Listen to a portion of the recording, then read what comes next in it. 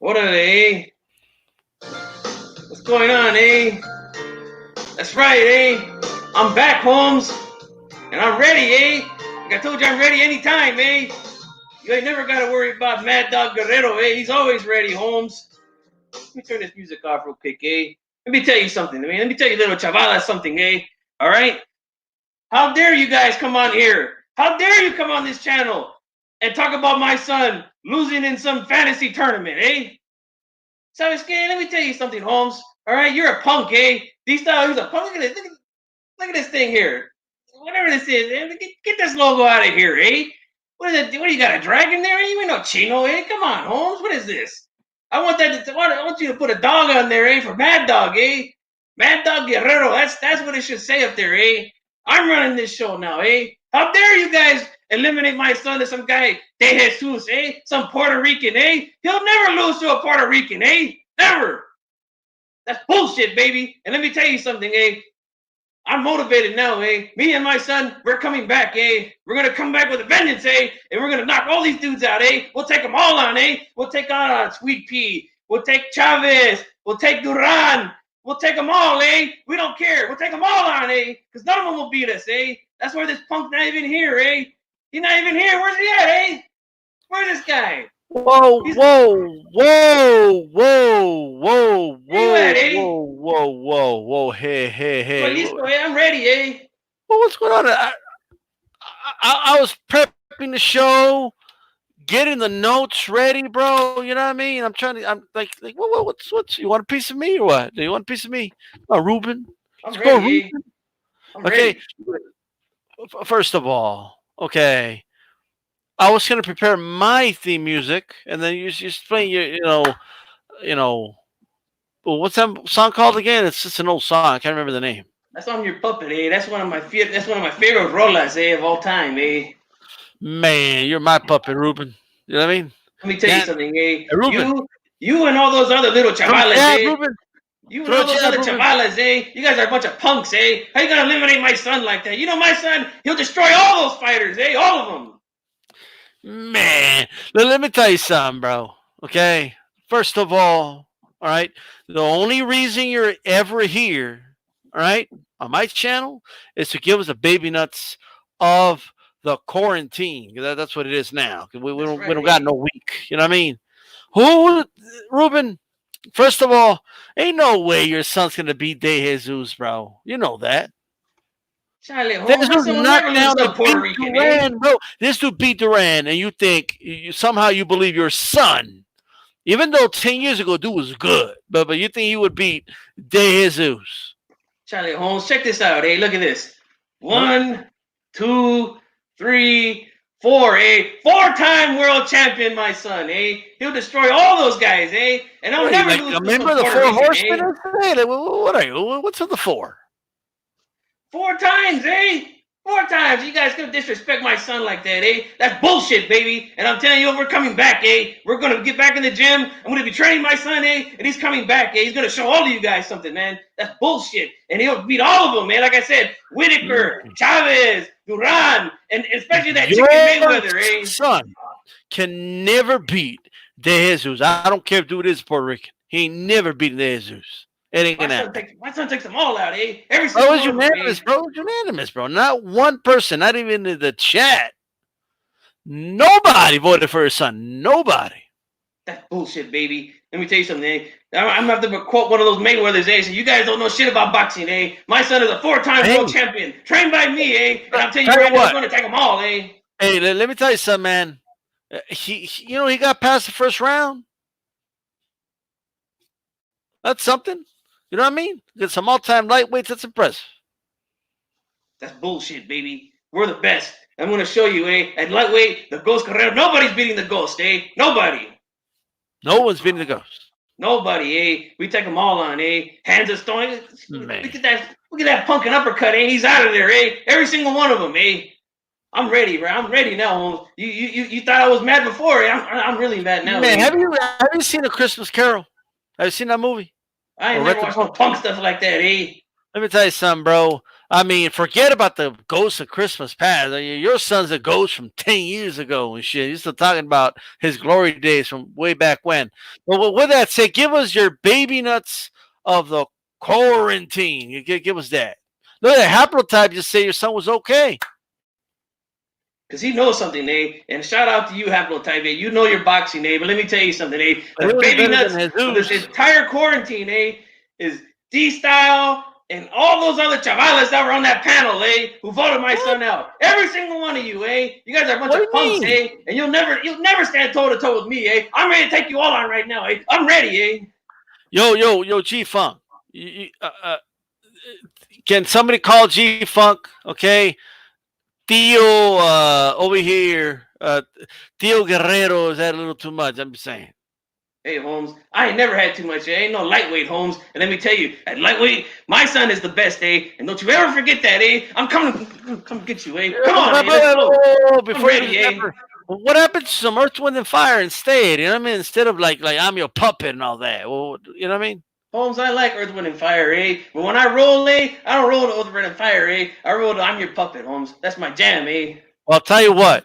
Give me your final thoughts because I'm about to roll you out of here. So go ahead and give me your final thoughts. My final thoughts is this, eh? Don't you ever come on here talking that shit again about my son, eh? That's bullshit, baby. You and all those guys on the panel, eh? I'll take them all on, eh? I'm ready anytime, eh? I'm ready anytime. You know what I did? You know what I did? I put him there on purpose so he could get eliminated by a Puerto Rican. That's what I did. I did that on purpose. That's bullshit, baby. We run through that guy, eh? My son will never lose to a Puerto Rican, eh? I'm ready anytime, eh? Come on, eh? Well, he lost to a Puerto Rican in the Venice tournament. Okay, he got eliminated. Knockout. I think everybody said knockout, by the way. You know what I mean? That's what I remember. Chief Funk, where you at? Why is Chief Funk always late? And why the hell is Ruben Guerrero always taking over this show? I don't understand this. Somebody explain this to me. That's right. You got a profit. I admire this as well. With that said, thanks to those joining me live and to those that'll be joining me on archive. D-Style here. I'll be joined by G-Funk in a moment. Check this out. The notes are back. All right. Got a great show lined up for you. Hispanics, CAUSIN Panic. And I want to ask Chad who's down with HCP. Because you know me. All right. It's everybody. All right. We're doing this on May 6th because Cinco de Mayo was on a Taco Tuesday and it was canceled by a virus with the name of a Mexican beer. That happened yesterday. It was a sad day. A lot of suffering. You know what I mean? A lot of people going to go out and celebrate on Cinco de Mayo because of what happened. You know what I mean? It's not cool.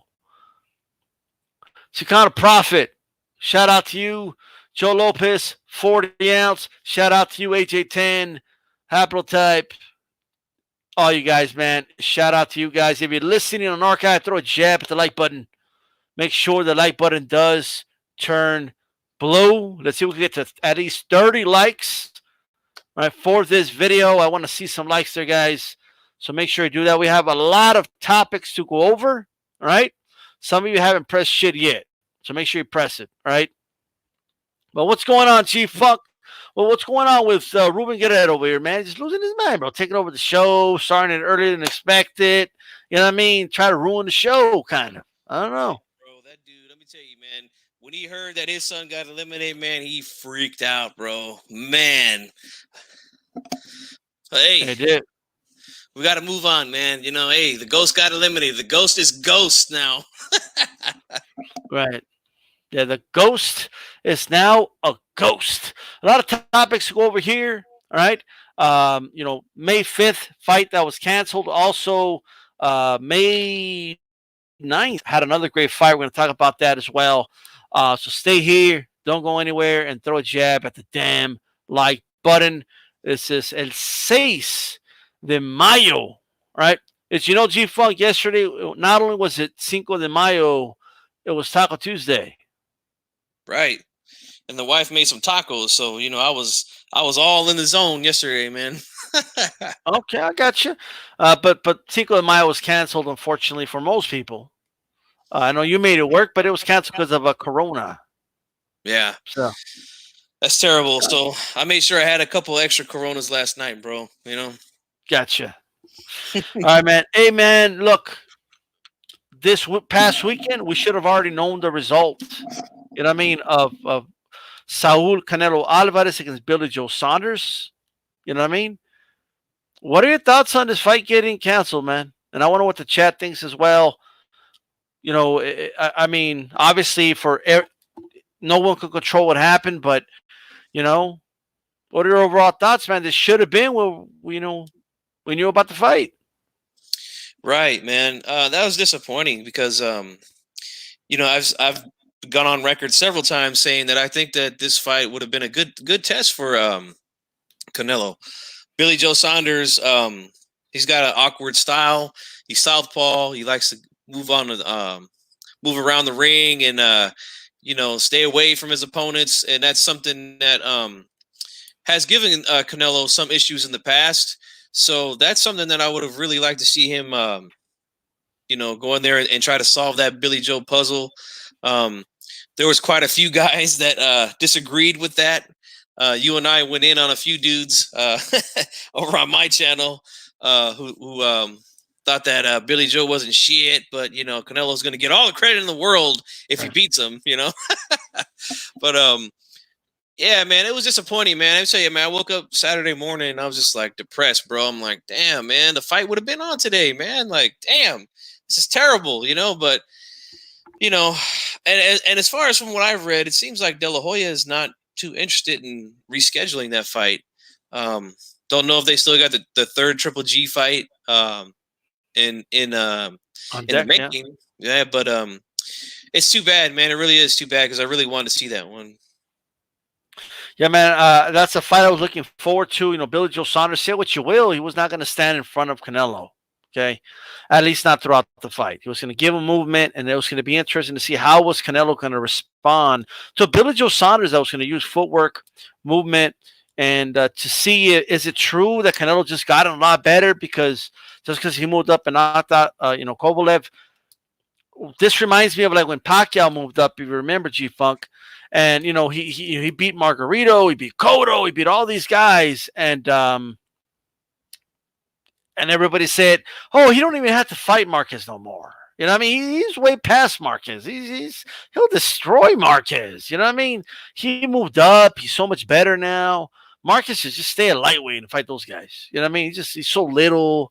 He lost to Mayweather. Like Mayweather had an easy time with him. What's he gonna do to Pacquiao? Oh, we saw what happened. You know what I mean? There's a stylistic matchup, despite whatever great accomplishments Pacquiao had, that never left. Because guess what? Yes, Margarito's bigger than Marquez, but he doesn't have the skills of Marquez. He's not a counterpuncher like Marquez. You know what I mean? He doesn't have the jab of a Marquez, for example, at all. So at the end of the day, he's a little more slick than Marquez. I'm sorry, than Margarito was. Yes, Cotto was bigger, but guess what? Cotto was a left-hand dominant fighter, and Marquez was a right-hand dominant fighter. That made a difference. That's why Pacquiao looked so good against Cotto. That's why Pacquiao looked good against Ricky Hatton, another left-hand dominant fighter. Fighting from the southpaw position. You only have to worry about the lead hand. Pacquiao had an easy time with that. Pacquiao had a problem with guys that were right-hand dominant. Okay, and you can see that, and guys that can counterpunch him, that put his output down. Okay, pressure didn't bring the output down. Counterpunching did. And back to Canelo, look, at the end of the day, we don't know yet. We don't know if he's improved against that style of fighter. We just don't. He needs to fight that style of fighter for us to know. Okay, just because you move up and beat a much bigger guy, I'm not saying that's not impressive, but you haven't proven you could fight that style, though. You know what I'm saying? I agree 100%, man. The last time he's been in there with someone that moves as much as a Billy Joe Saunders would is Amir Khan. Yeah. And I mean, we all know that was a wash of a fight. I mean, all he had to do was connect one solid right hand, and he was out of there. But the movement did give him some trouble, I don't know. I'm not sure how the scorecards were at the time of the stoppage, but I had Khan winning a few rounds in there in those first 6 rounds. So it's not that off to say that Billy Joe could have went in there and done some things. I think he would have given him a little bit of trouble. And you're right, man. I've heard a lot of talk, especially since the Mayweather fight, about how much this guy's improved, and he has improved in a lot of Right. areas. His defense has gotten a lot better. The head movement, the upper body movement, also the side to side defense has gotten a lot better with Canelo. But again, we all know he's got the fast hands, but his feet aren't so fast. So someone who's going to be on the move all night long, like a Billy Joe Saunders, and I'm telling you, this guy would have been on the move from round 1 to round 12. They Yeah. know it. I mean, if we know it, they know it. That's going to give him trouble. So he would not engage whatsoever with Canelo. And I would have loved to see him go in there and show those improvements and put in some work, man. But we just couldn't get the fight, man. Absolutely. And look, at the end of the day, I felt he would have beaten Billy Joe Saunders. I think this was going to be a great showcase for him to show how much he's improved, I should say. But it remains to be seen. You know what I mean? And against that style, I need to keep, keep repeating that to people. That styles make fights in boxing, and Canelo hasn't shown yet he could fight certain styles. So this is the May 6th edition of Hispanics, CAUSIN. Panic guys, we're back. All right.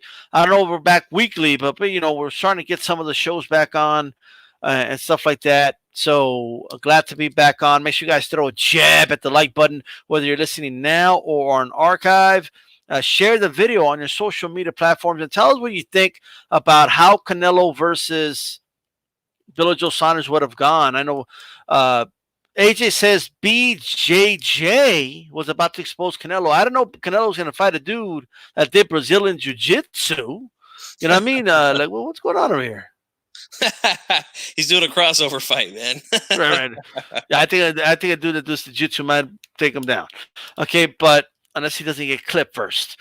But another fight, G-Funk, that everyone missed out on was the May 9th fight. We're going to be treated to Miguel Berchelt versus Oscar Valdez, which was going to be a great fight. I was looking forward to that fight.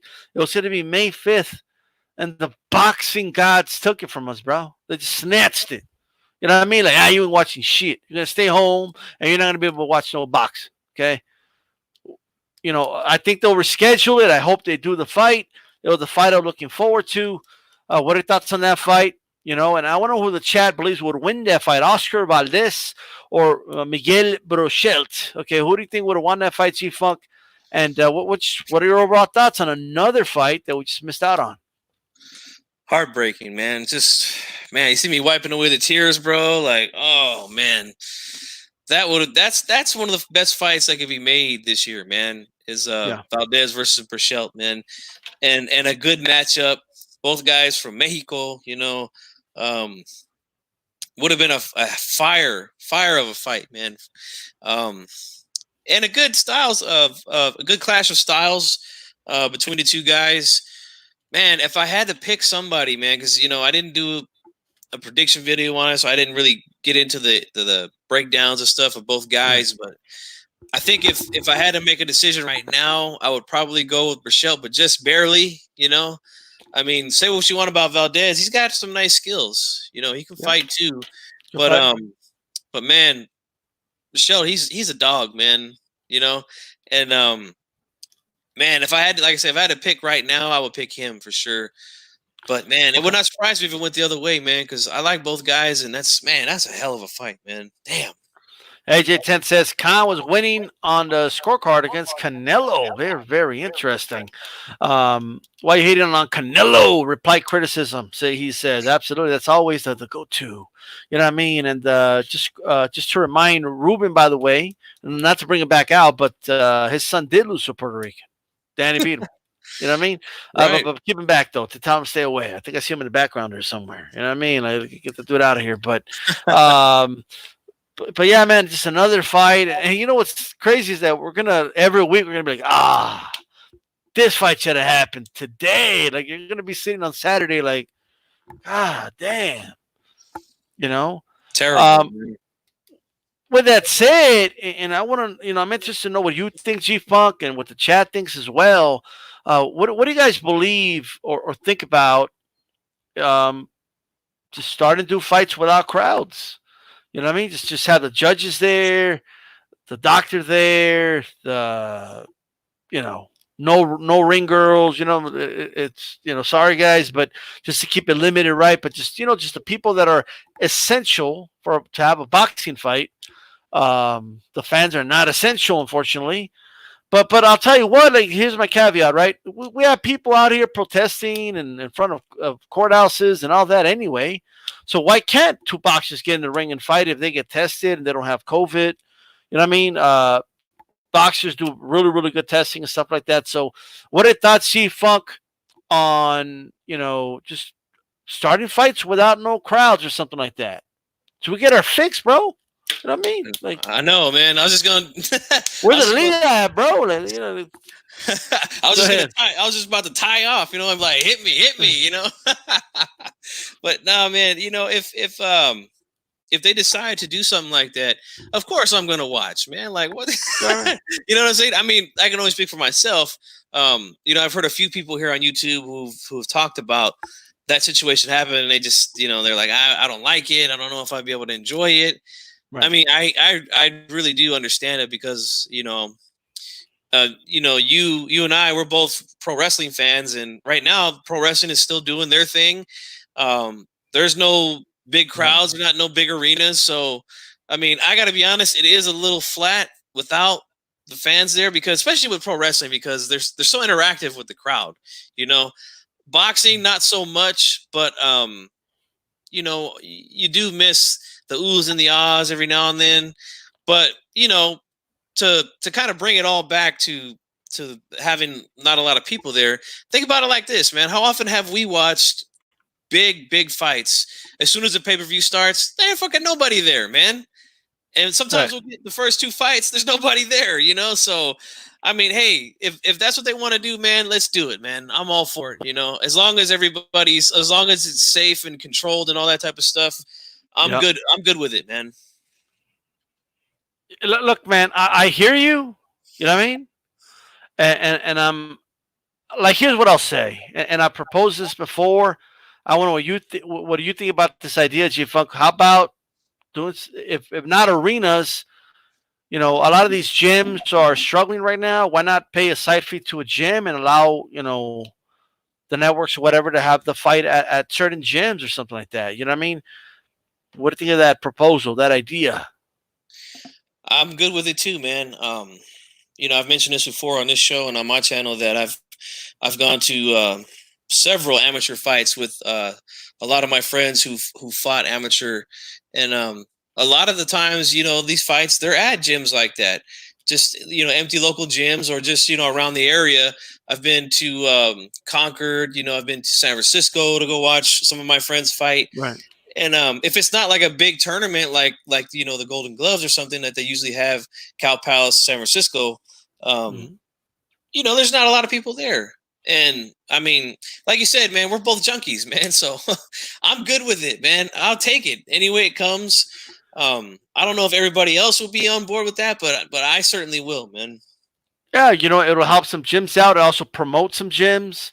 Let's do it. Like, I'm all for that. You know what I mean? But there's other options. If maybe, I mean, look, the WWE does it in their training facility, bro. You know what I mean? So, and they're getting it done. Like, you could do it. Dude, we saw Burchell just fought in an empty ass arena. Like, you remember when he fought in an empty arena? Yeah. The same night Kovalev fought Canelo. Yeah. What month was that? November? Yes, early November. Yeah. And it's like, it didn't matter to me. I watched the fight anyway. So people are like, oh, but we need the crowd, bro. Like, what do you guys want? No boxing or boxing without crowds? Yeah. At the very least, the prospects, bro. You can get the prospects back out there, the journeymen. You know what I mean? It's those guys start fighting, bro. Plus, they're itching to fight, bro. Okay, have you seen these dudes? Ortiz out here. Virgil Ortiz, that is, already talking about, man, I can't wait to get back in the ring. I'm sure he wants to stay active. He has a career to look forward to. You know what I mean? You guys are tuning in to Hispanics Causing Panic May 6th edition. Make sure you throw a jab at the damn like button. All right? Make sure you do that. All right? And stay tuned. We've got a lot of stuff to talk about. We're definitely going to get to the Andy Ruiz joining Team Canelo, according to him, the way he worded it. So we're going to get to that. But I definitely want to know what people think, man. NBA will get back to practice soon. I can see boxing empty arena in 2 months. AJ10, absolutely. AJ10 said, I think boxing will follow when other sports take the lead. UFC is taking the lead, Chief Funk. It looks like they're going to have a fight soon. This Saturday, card. Right? Yeah. It looks like it. So, like, they're going to have a fight, but they canceled Berchelt Valdez on us, bro. So, Terrible, boxing, man, we got to suffer. We don't get the fights we want, but UFC gets fights. Not cool, bro. Okay? You know what I'm going to do, bro? I'm gonna go get my AK-47 out of the safe. I'm gonna go to the state capitol. I'm gonna demand that fight. All right, and don't say nothing. See those guitars back there, guys? Those are guns, bro. They're just disguised as fucking guitars. Look at this. All right. That's right. No, Paul Boxellanos is in the chat. What's going on to you, bro? Want to give a quick shout out to the members, if you don't mind, G Funk, really quick. Right. Go right ahead, man. John 347, I appreciate you, man. Red Dragon, BFTB, Red Dragon, AJ10, Red Dragon, Teresa D, Golden Dragon, Big Dog Willie, a Red Dragon, Daryl Cepada, Red Dragon, Ringside Reporter, Red Dragon, Tony Boswell, Red Dragon, NBT Boxing, Gold Dragon, Fanon International Boxing Channel, Gold Dragon, Biv0518, Silver Dragon, Chicano Prophet, Gold Dragon, E. Woodson, Silver Dragon, AMG2, Silver Dragon, Jose Anaya, Gold Dragon, the Cali Enigma, a Golden Dragon, 92 AKU, Silver Dragon, and No Paul, right? In Espanol is a Silver Dragon. He's a dragon, bro. Well, what do you think? No Paul's a dragon. It's from Dragon, bro. You know what I mean? He's ready to start breathing fire, bro. You know? That's right. Also, Squirrel Style Boxing will only be available, all right, on my membership. And you can support the channel. Just 99 cents. All right. Just 99 cents. All right. And you're good. Okay. And also make sure tomorrow on G Funk's channel, right? Or not tomorrow. What am I talking about? The day after tomorrow. Okay, on Friday. All right, I thought it was Thursday for a second. What's going on? I was about to kick G Funk out and tell him, where's Reggie at?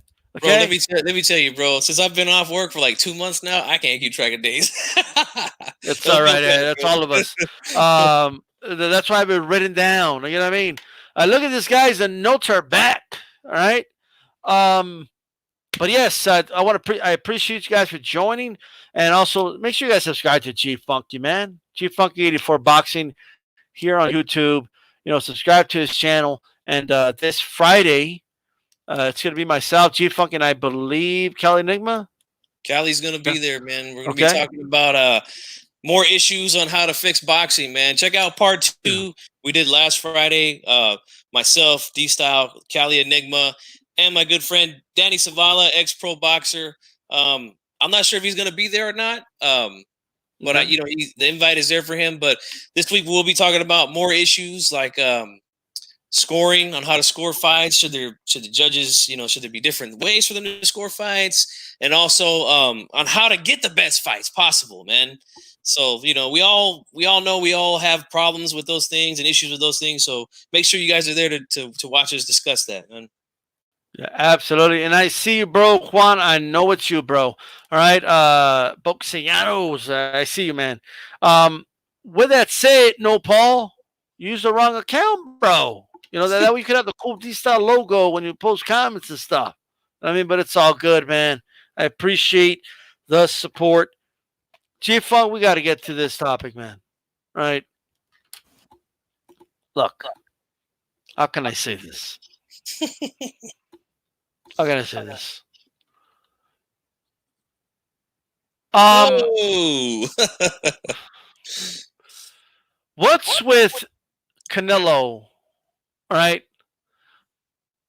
You know what? Before I go off on him, give me your thoughts. Well, this looks like Andy Ruiz, looking up to Canelo, man. He's happy, he's grateful to join the team.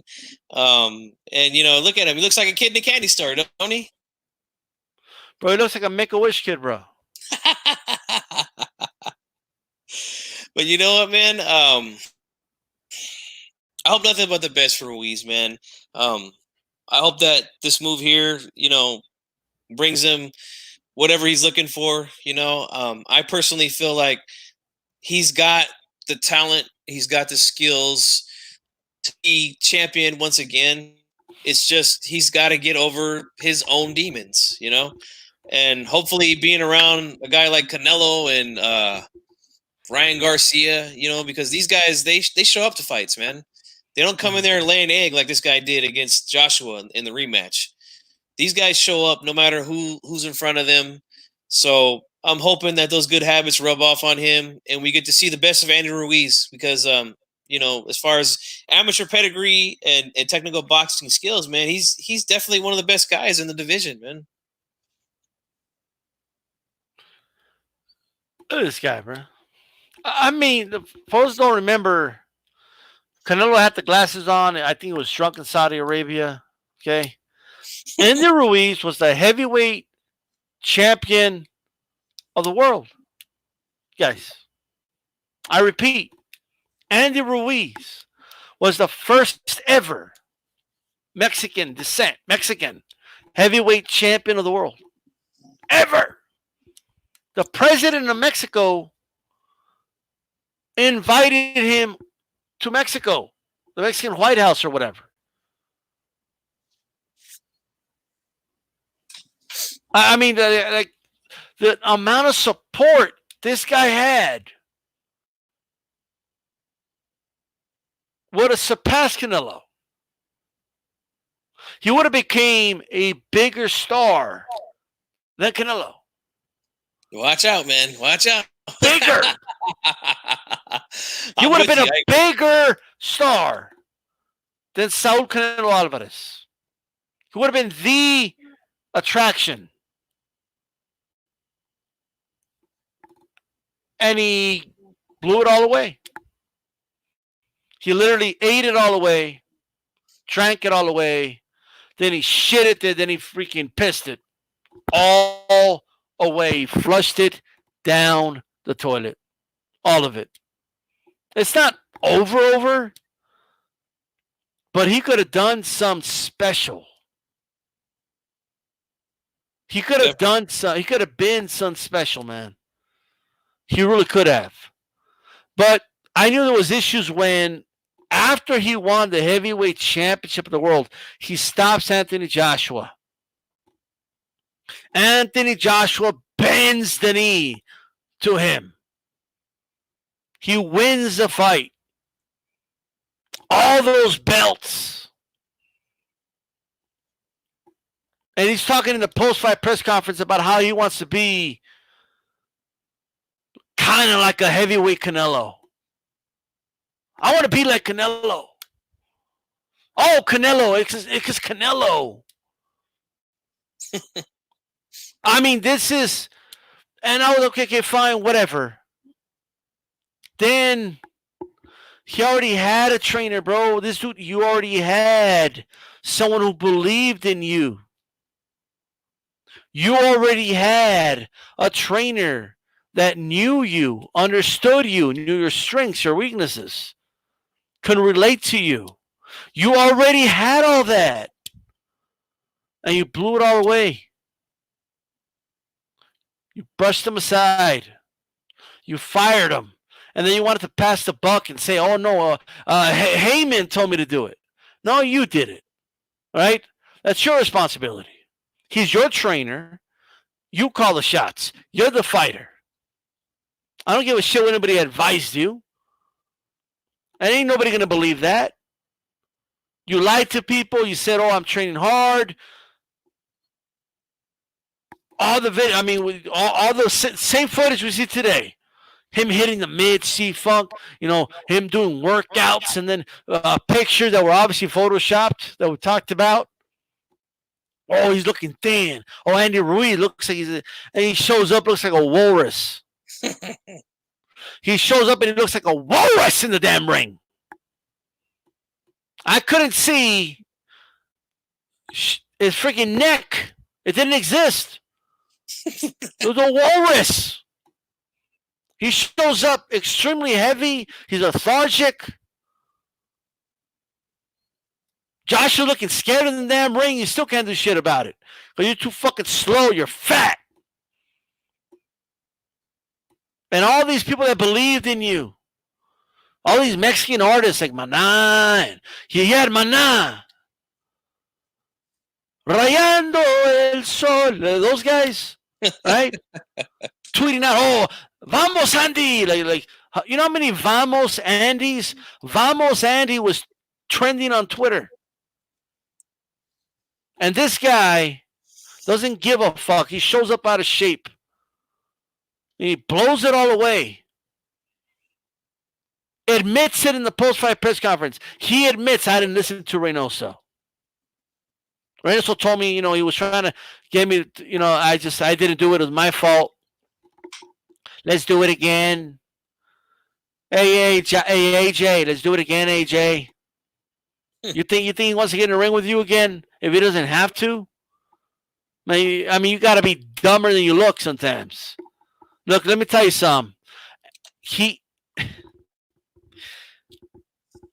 He gets rid of Reynoso. We're hearing rumors about Teddy Atlas and this and that. But in the end, like we all know, Andy Ruiz, a former heavyweight champion of the world, he wanted to be in the same vicinity as Canelo, right? He wants to train with Canelo. I want that trainer. Why? Because he's with Canelo. I want to be with Canelo. Hey, Canelo, I really want to be like you, I want to, hang around with you. I want to watch you spar. And we could spar together, and maybe you could teach me a few things and all that. And because I really like Canelo. Canelo's the best boxer in all of Mexico, Look at Andy Ruiz. Look at this photo, bro. He looks like a Make-A-Wish kid meeting his hero, right? Andy made a wish, and he's living it right now. You guys think Andy Ruiz lived his dream when he won the heavyweight championship of the world? No, he's living his dream because he's going to train with Canelo. He's going to watch Canelo spar, and he's going to share dressing rooms with Canelo. He's going to work out with Canelo. He's going to share the ring with Canelo. What do you guys do? You're going to share towels too, or what? You're going to share the same fucking spit bucket or what? What if it doesn't pan out, Andy? What if you lose your next fight? Are you going to be carrying that spit bucket for Canelo? Is that where you're going? Here, Canelo, right here, look. I'm over 6 feet tall. I can hold it up for you. There you go. On the bottom of the ring. That's Canelo's leaning against the ropes. Come on now. Why am I seeing the former heavyweight champion of the world giddy and excited about working with Saul Canelo Alvarez? When has anybody seen this? When has anyone seen any fighter ever? There's a few exceptions, right? Some dudes work like the only thing that comes close to me is like when Broner was excited to work at the Mayweather gym. That's it. The only thing I can think of. This guy is excited to be working with Saul Canelo Alvarez.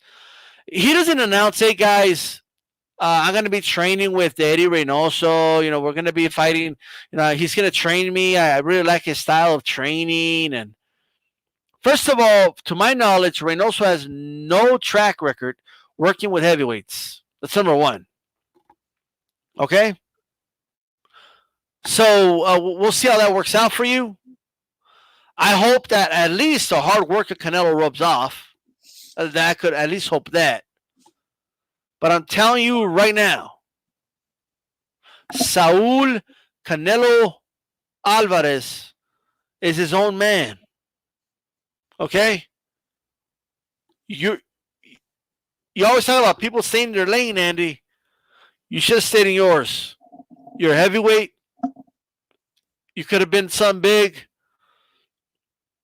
And I'm not kidding when I say it, bro. Like this, he's giddy like a Make-A-Wish kid.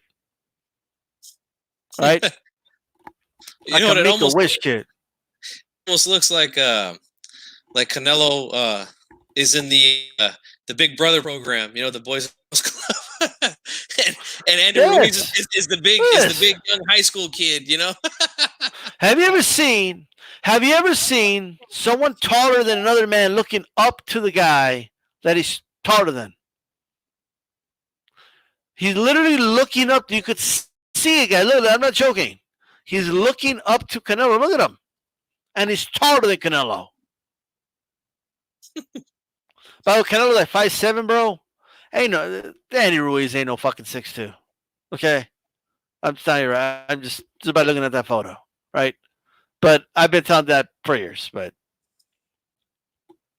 Big Dog Willis said Mike Tyson was excited to meet Ali. Don't hate on Ruiz.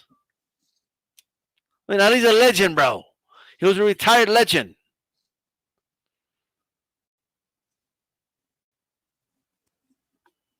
Yeah, he's his big brother, G-Funk. You're right. The program, and Agent 10 said it right, man. Just because you share the same environment of someone great doesn't give you the same pathway to another man's greatness. Bro, he did a promo, like a package piece. He posted it on Twitter, bro. Talking about how he's joining Team Canelo. What the fuck does that mean, bro? Like, Team Canelo would be like his sparring partners and shit like that. Right. Like, are you the new second in the corner during the fights or what? You know? Oh, man. Man, Box Dallas tells you if this can help him stay motivated, I'm all for it. I'm not. You don't have to do it the way he did, bro. Just say tweet, hey, guys, I'm with Eddie Reynoso now. Suffices. It's enough. You know what I mean? Andy Ruiz. Look at Chicano Prophet. You're not the only one that looks up to Canelo. Right? Chicano Prophet and Andy Ruiz can sit together, bro. Just talk about Canelo all day. Yeah, he's such a good fighter, huh? And then like, yeah, he is. Like, you know, Chicano Prophet would just be agreeing the whole time. Yeah, Andy, he is. No, Paul will be like, yeah, he's the best, eh? What is he? Oh man, that's funny. But you know, man, I do hope that this is the right decision for him. I am a little shocked. I was almost sure that he was going to go with Teddy Atlas, because you know Atlas is one of those guys that can light a fire under someone if they need it. You know, we've seen him. Anybody that doesn't know, I mean, go back and watch the Michael Moore fight versus Evander Holyfield. I mean, Atlas a little over the top for me, but maybe it would have worked for Andy. I mean, it just, you know, he's a guy who doesn't mind getting in your face and telling you like it is, you know. Maybe that's something Ruiz needed, and that's why I was thinking he was going to go with Teddy Atlas. But maybe, I don't know. I mean, like you said, there's no record of Reynoso working with any heavyweights that I know of. I know No Paul yesterday when I was talking to him said he had some sort of heavyweight down there, but I mean, other than Canelo, what else has he really done? You know? Jupiter B says Reynoso is a great trainer, but I never understood the issue with Manny. I thought he did it well. He did very well. I agree. Manny Robles was a perfect fit for Andy. But Andy fucked it up. Andy keeps switching trainers, bro. There's nothing new. And look, it might motivate him, but then at some point, it's hard to change old habits.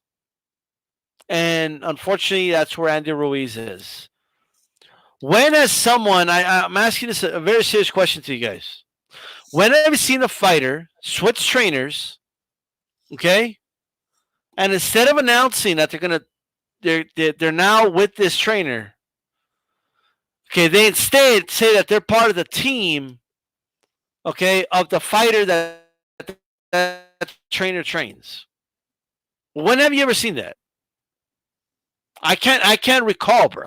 Sorry. I can't think of a time. Maybe I'm wrong, but if someone can tell me, like when guys would join Kronk Gym, they join Kronk Gym. It was like, oh, guys, I'm part of Team Hearns, man. Whew, I've joined Team Hearns. Team Hearns all day. It's not a thing, bro. You know what I mean? When guys signed with Freddie Roach, nobody was saying, oh, man, I'm part of Team Pacquiao now. You know what I mean? Yeah. Jeffrey says, D, I think Reynoso will keep Ruiz disciplined. That's all he lacks. Well, hopefully. I hope. I don't know. Where do you guys, I want the evidence. Someone tell me, why is Reynoso going to keep him motivated? What is Reynoso going to do that Robles didn't do? That you guys really think Reynoso's going to be babysitting Andy Ruiz? I don't think so. But I hope I'm wrong, man. I do.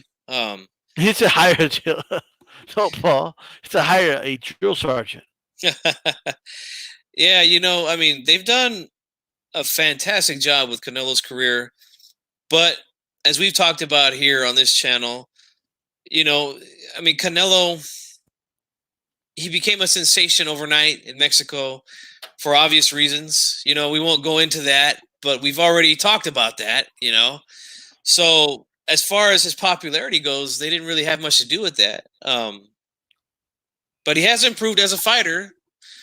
But the thing is, right. I mean, again, with Ruiz, it's a discipline thing. It's not a skills thing. This guy's got skills. He just can't stay away from the kitchen during training camp, and especially now that he got himself some money. I don't know, man. I just hope it works out. I just want to know, why is he saying he's joining Team Canelo? Like that doesn't, like that's the most. It's ridiculous, bro. I'm sorry. Like, Canelo ain't training you, bro. Like what are you doing? Like it's not something, like, oh my god. Sounds almost Chavez says, I think Eddie will do fine with Andy. Define fine. Define it for me. Does that mean he's gonna do good for a fight and go back to old habits again? Is that what's going to happen? You guys think Eddie Reynoso's going to drop everything he's doing for Andy Ruiz? Nope. Does Andy really think like Canelo's going to show up to his door and like hey, sal, vamos a ir al entrenamiento, es Canelo. Vamos a entrenar. We're going to train, come on. You think Canelo's going to go like drag this dude out of his home to go train? You think Canelo's going to be watching every move? You think he's got time for that? Or you think Canelo's going to want this dude in his crib or something? Even if he did have the time, I don't think he would. Nah, I mean, I don't know, man. This dude, bro. Move, man. I question the move for sure. I mean, who does this, bro? Who does this? Honestly, who does this? When have you seen a fighter? Can someone give it to me? That joined, got with a trainer, and then said, guys, I joined, Team Slash. When have you seen that? Never. And look, Big Dog said Ruiz top 3 pure boxer in heavyweight division. Ruiz got fast hands in boxing. And look, obviously he does. He has a lot of natural talent, but what good is it if he doesn't stay disciplined? This is a sport where discipline is very necessary.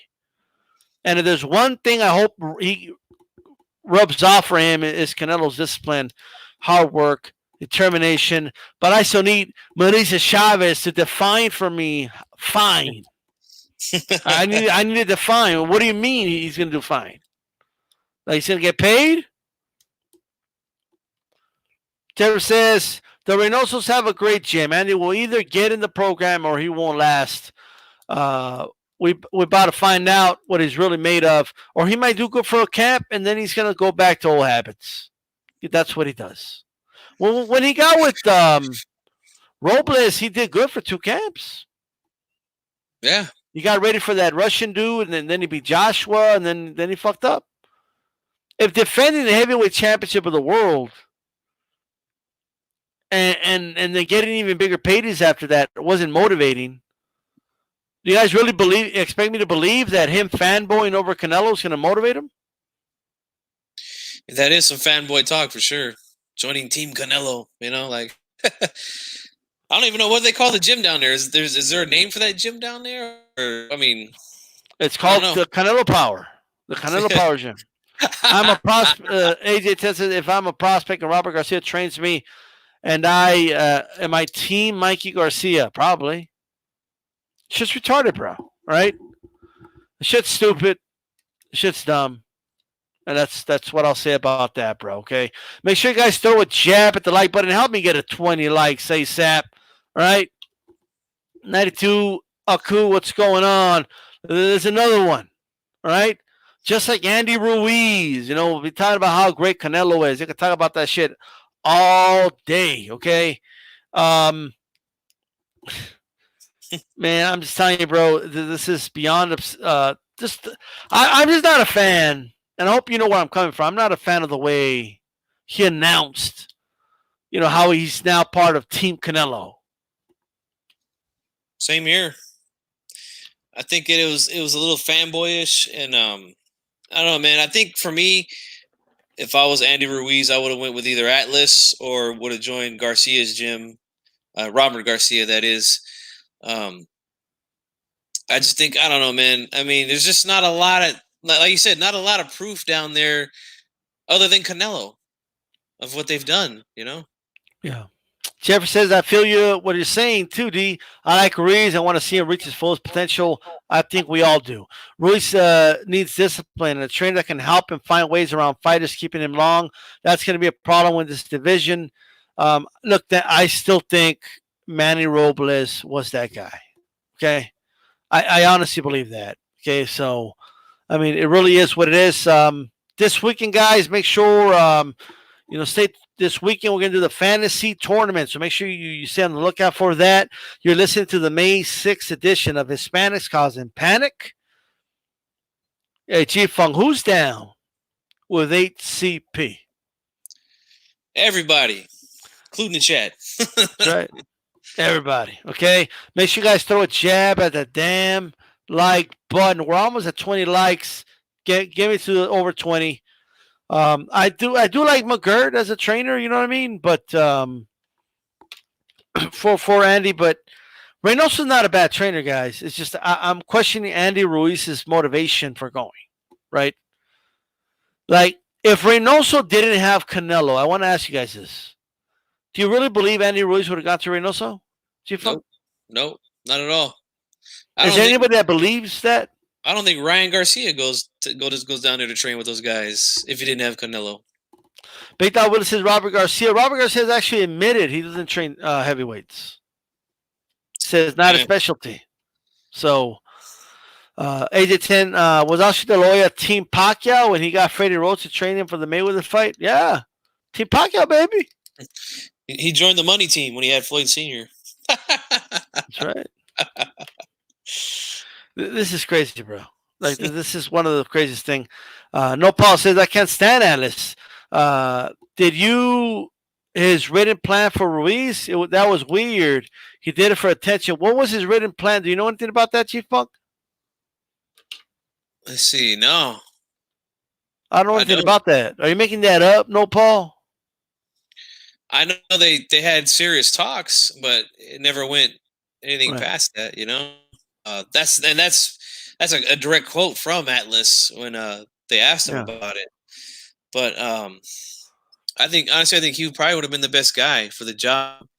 But hey, maybe I don't know, maybe go over there and train with those guys in Kronk, and enjoy Team Fury,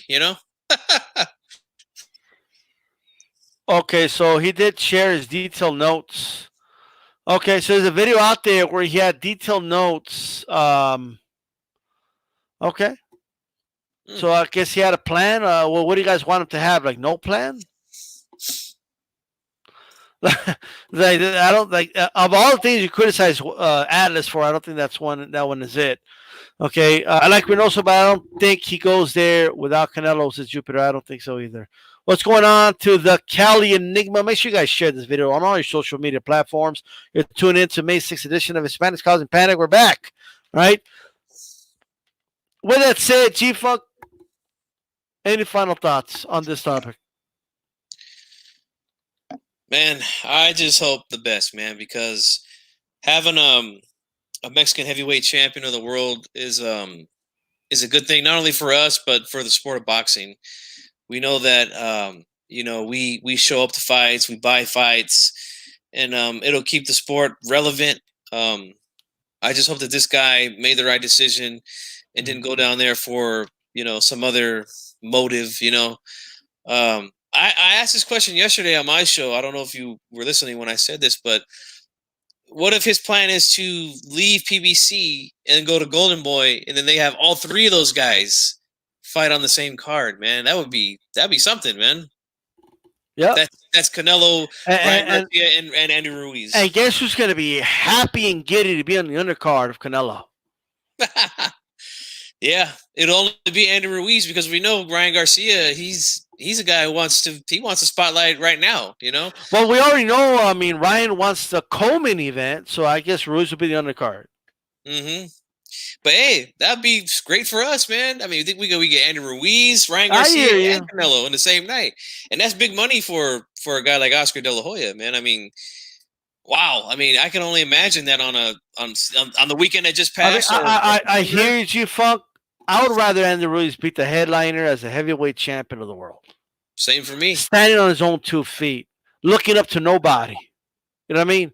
Like, I'm the heavyweight champion of the world. All right? Yeah. I don't look up to no fucking fighters. You want to look up to legends? Like, that's nothing wrong with that. But to current active fighters, bro, you can't be freaking worshiping these dudes. You know what I mean? Yeah, I agree. It's embarrassing, bro. It's embarrassing. I just joined Team Canelo, guys. And I think we mentioned that before when Ruiz was the champ, that if he was to beat Joshua, like, imagine him and Canelo having a card together. And we both agreed that if that was to happen, he's the main event. He's the heavyweight champion of the world. As the heavyweight champion of the world, absolutely. Mm-hmm. All right. Cal says a rumor Canelo's ready to leave Oscar. There's a lot of bad blood between, like, okay, let me rephrase that. I know it's bad blood, but there's a lot of tensions between De La Hoya and Canelo, and I think the main reason, bro, Oscar isn't smooth as a promoter, bro. You know what I mean? Like, I was watching the because I did, like, a while back. I did a call play-by-play for Randall Chavez won, right? And I rewatched my video, and I remember, like, Chavez was demanding an investigation. I mean, he was just being a sore loser about the whole thing, if we're honest. But he was mad. It was his first loss. You know what I mean? And Don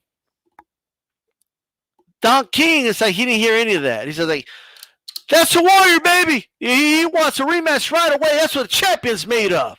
Like, you know what I mean? Like, he found a way to compliment Chavez, because Chavez is demanding that there's an investigation and he wants his rematch, and all this dude, all Don King heard was, I want the rematch. See? That's what a champion's all about. He wants to get back in there. When the best fight the best.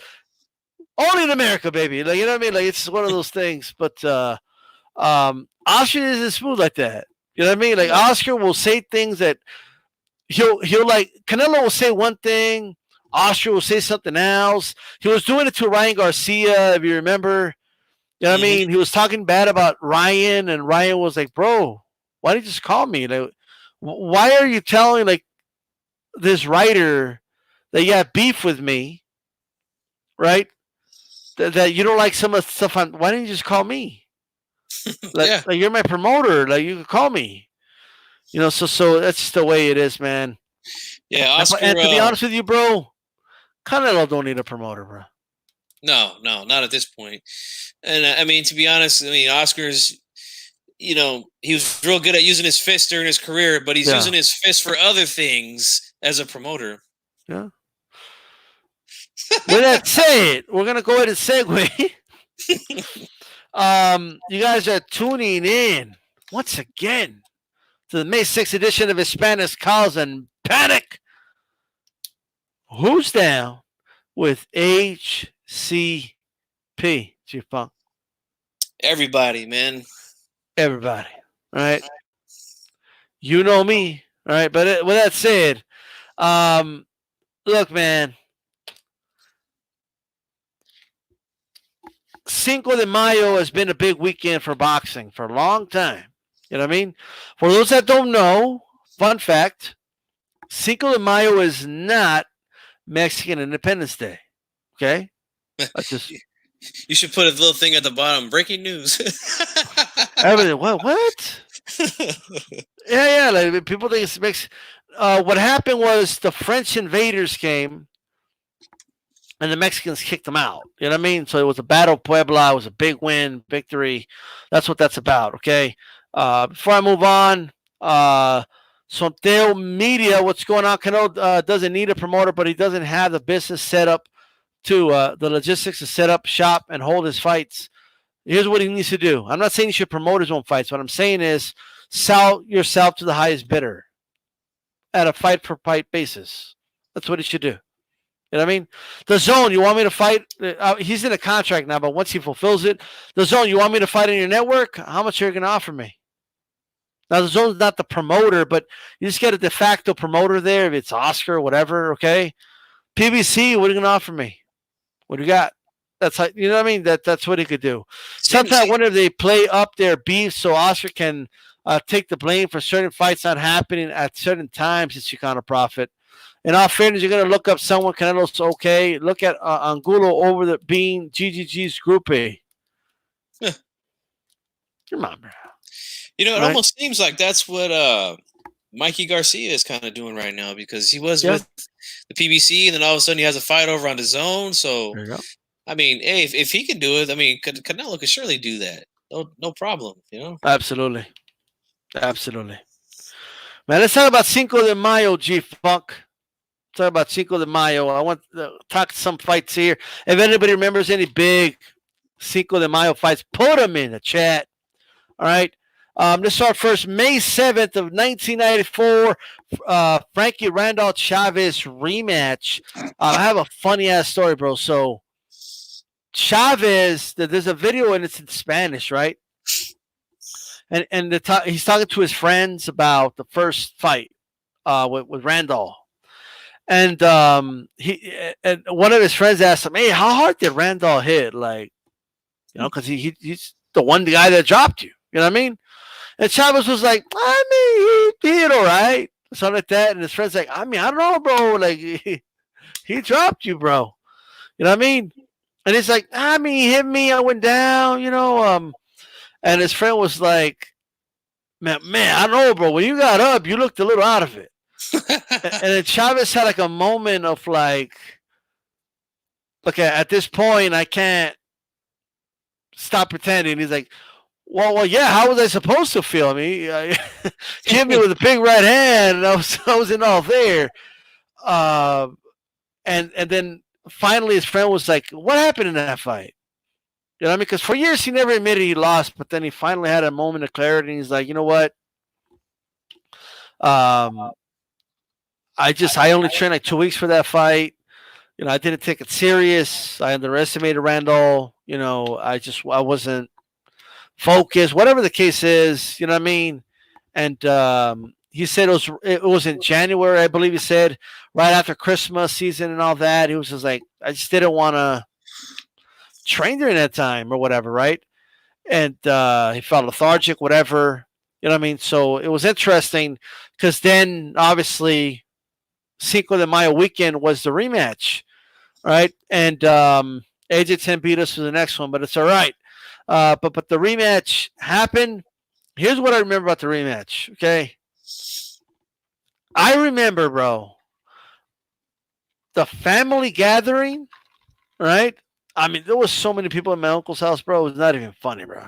Okay?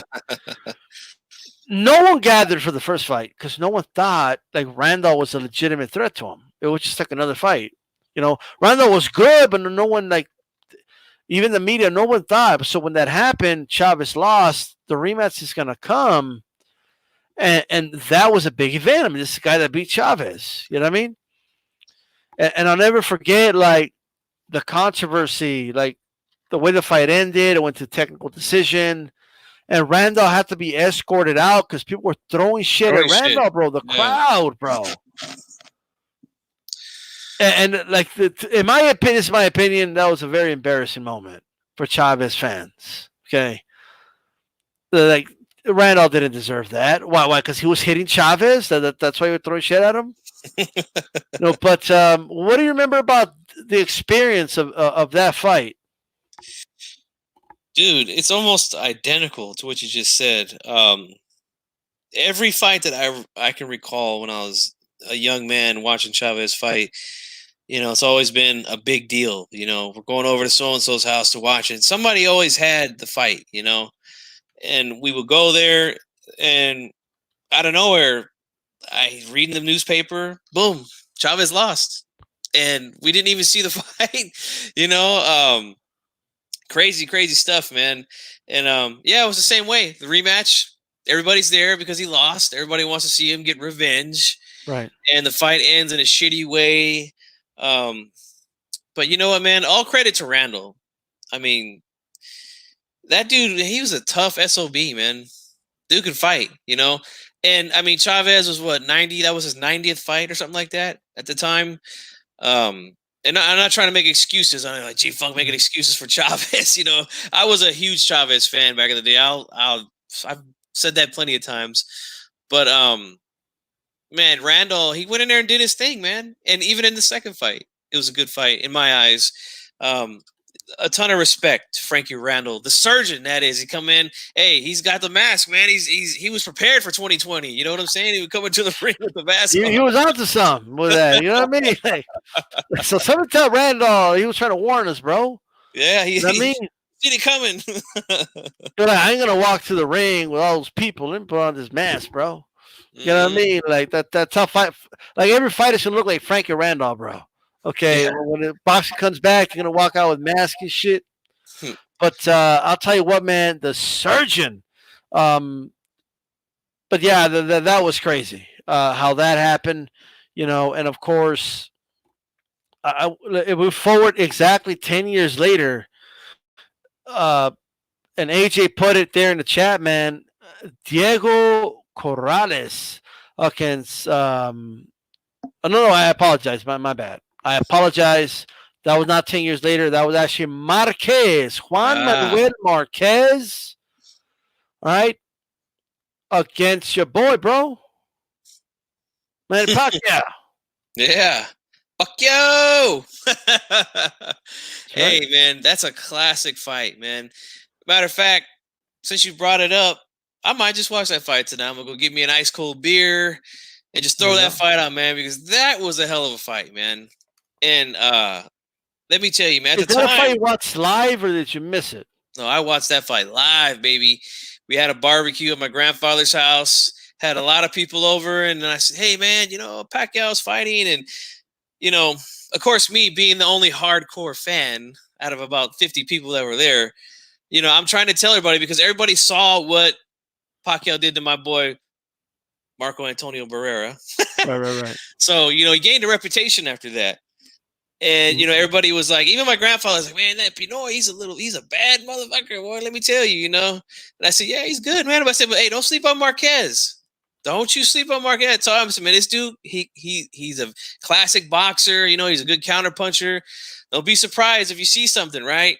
And I'm telling everybody this in the room. And then that first round happens, bro. That first round happened, and I'm looking like a damn idiot, But as the rounds go on, I'm telling everybody, like, look, man, y'all gonna give this dude respect whether you want to or not, And he got his ass up after 3 knockdowns in the first round. Most likely had a broken nose too. I always told people that Marquez should have won that fight in the first round, bro. No, I'm serious. Should have won. You know why? Why is that? I don't know if you remember, but I don't remember the first or second knockdown, maybe even the third. Pacquiao hit him when he was down, bro. Yeah, Pacquiao wailed on Marquez. Marquez was down, bro. You wailed on him, bro. could have been a disqualification. Yeah, If Marquez wanted to be an asshole, bro, he could have just like, you know what I mean? Yeah. He could have flopped, done a LeBron James. You know what I'm saying? And he would have gotten the W, bro. Okay, it's not.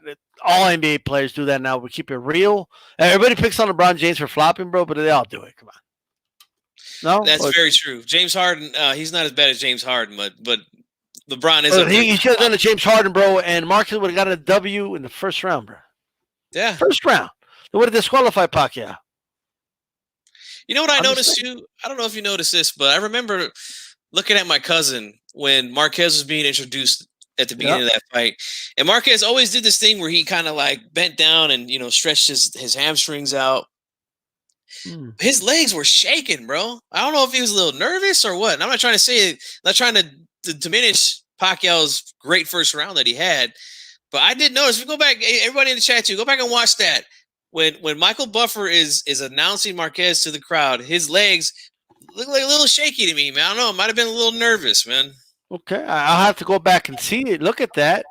Shout out to Sonteo Media Man with your comments, bro. I appreciate it. Saying the last year, top 2 execs at Golden Boy took the blame for the uneasiness between Oscar and Canelo. First Eric, then Robert Diaz for the loss of the IBF title bout. Gotcha. Yeah, man. Cinco de Mayo era had a pretty long stint. Yep. Mm-hmm. And it died today, bro. Moment of silence for Cinco de Mayo. All right. But for those that missed it earlier, Cinco de Mayo was yesterday. It was also Taco Tuesday, and it was canceled by a virus with the name of a Mexican beer, Corona. Right? Yeah. Too bad. You know what I remember about that Marquez fight, bro? The 3 knockdowns. I think what it was, I think Marquez probably did feel nervous because it was probably his last shot. You know what I mean? The Morales fight and Barrera fight never materialized at that point. The Chris John fight was there where he wasn't successful. Yeah, he didn't look good there. Yeah, and this was it. You know what I mean? And that could put a lot of pressure on you, bro. That's the only reason the Cowboys beat the Bills in the Super Bowl. They felt the pressure. You know what I mean? That's what it was. Yeah. But I think he felt the pressure, and not only that, Marcus he's a slow starter. Notoriously, yes, he is. Pacquiao came out I don't think he was used to that. Dude, and I think in his mind, and Marcus' mind was okay, Buzzsaw, I'm gonna let you blow your load right now. And I think Marcus was too patient. You know what I mean? And he was knocked down, and he got back up, and then he went reverse. He's tried to fire back, and he got knocked down. Then Pacquiao hit him when he was down. I think he wasn't all there, but I thought they were gonna stop it, bro. Me too. But when he went down the third time, the ref could have stopped the guys, and there is no fourth fight. You know what I mean? I think Marquez's career is pretty much shattered right there. Done. If he gets blitzed in the first round like that, it's over. Yeah, like you think Barrera's gonna fight him after he got blitzed by Pacquiao in the first round? He wouldn't have a reason to. But he got back up, bro. And then people forget, though, Pacquiao was battering him up a little bit in the second round, too. Yeah. He was still trying to get his footing. It wasn't until the middle of the third, fourth round that Marquez began to, time Pacquiao. It took him a while, bro, to get the timing because Pacquiao's so unorthodox, so fast, especially in that weight class. Especially and the there, power. Yeah. It was a combination of speed and power, explosiveness. As Dwyer would say, shout out to him, the combination of speed and power is explosiveness, like he likes to say. So I think that is what he had problems with, man. But then once he started timing him, though, dude, there was a beautiful right hand he got Pacquiao with, and Pacquiao was doing like the Macarena, bro. It was crazy. Mm-hmm. He did like a river dance, like it was one of the turned the whole fight around. He got his confidence. He started kind of timing the punches a little bit so he could anticipate them more, take them better. And he just went Marquez went Super Saiyan in the middle of that fight, bro. Yeah. Once he figured him out, man, it was a steady diet of right hands from that fight all the way to the fourth fight. Mm-hmm. Pacquiao I'll tell you what, though. never able to figure it out, man. I'll tell you what. Pacquiao was screwed by the judges in that fight. Okay, I'm not talking about who should have won, but one of the judges scored the first round 10-7. It should have been a 10-6, which is insane, by the way. Yeah. Who beats Marquez 10-6 in a round? Now, that's insane. Okay, but they scored a 10-7 and they never corrected it. Pacquiao clearly won the round. That's 10-9. Then -3 knockdowns. That's 10-6. Yeah, should have been. And they correct that card. Pacquiao wins. It's not a draw. You know what I mean? But they declared it a draw. If you go back and watch it, though, score round by round. Just imagine if Pacquiao does get the win, right? Let's just say they score correctly, he gets the win. Do you think he even fights Marquez again? And the reason why I asked that is because it took him 3 years to get that second, and I think another 4 years to get the third fight with Marquez. And hey, he was ducking this dude for a little bit, man. Marquez was just training like a Clubber Lang, bro. Like he was just like, okay, he's doing pull-ups.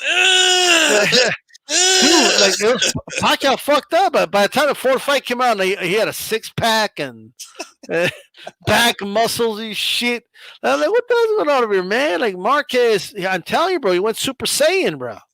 Dude, we gotta make one of those videos where the people they take the video clips of movies and they put someone's face on it. The Clubber Lang doing the with with Marquez's face. Like he gave him too much time, bro. Yeah. Right? And then Marquez was naturally getting bigger on the weight as he got older too. Like he fucked up. All right. Let's go ahead and talk about 2005, bro. Just a year later.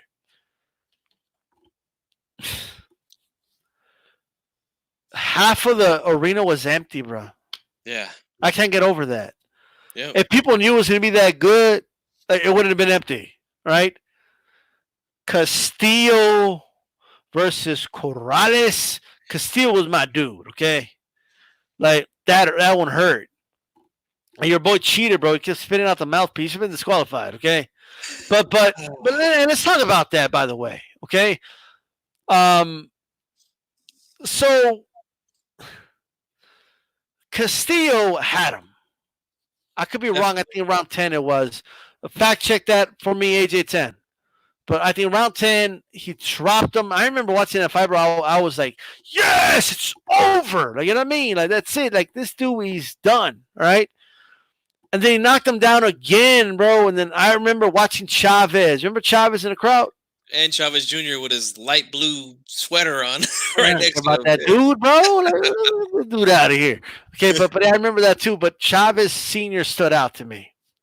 Because you have time to look at the crowd. Am I the only one that looks at the crowd to see who's there when there's a knockdown? I do every time. Yeah. I do it all the time. Bro. I'm like I'm just curious. How did Magic Johnson react to this knockdown? Like I just want to know, you know. So I'm like, Chavez is there, and like, oh, dude, this is like a dude that he mentored. You know what I mean? When he was on the come up, this is his sparring partner. You know what I mean? Like, you know what I mean? Like Chavez was a star, like me. You know, and Castillo was like, Ruben Guerrero, bro. He was just, that's, just saying. But, and so just imagine, like he's thinking it's over. This is big, bro. It's going to be amazing. Your dude is spinning out the mouthpiece, getting extra time, and it took away a point. It took away a point, bro. That's a 10-6 round, right? Yeah. All Castillo has to do is relax. Even if you don't knock him out that round, the dude's done. But Castillo, I think Castillo got careless. Not that he went for the kill, he got careless, and he paid the price, bro. Well, and then he got stopped. And then, ironically, if Castillo would have, but Mexicano, when they're not going to take knees, you know what I mean? If he would have taken a knee or something, though, and he could have spit out the mouthpiece or something. You know what I mean? He would have still, but he didn't. He was against the ropes, bro, and it was such a good stoppage, by the way, because he was out. Yes. No doubt about it.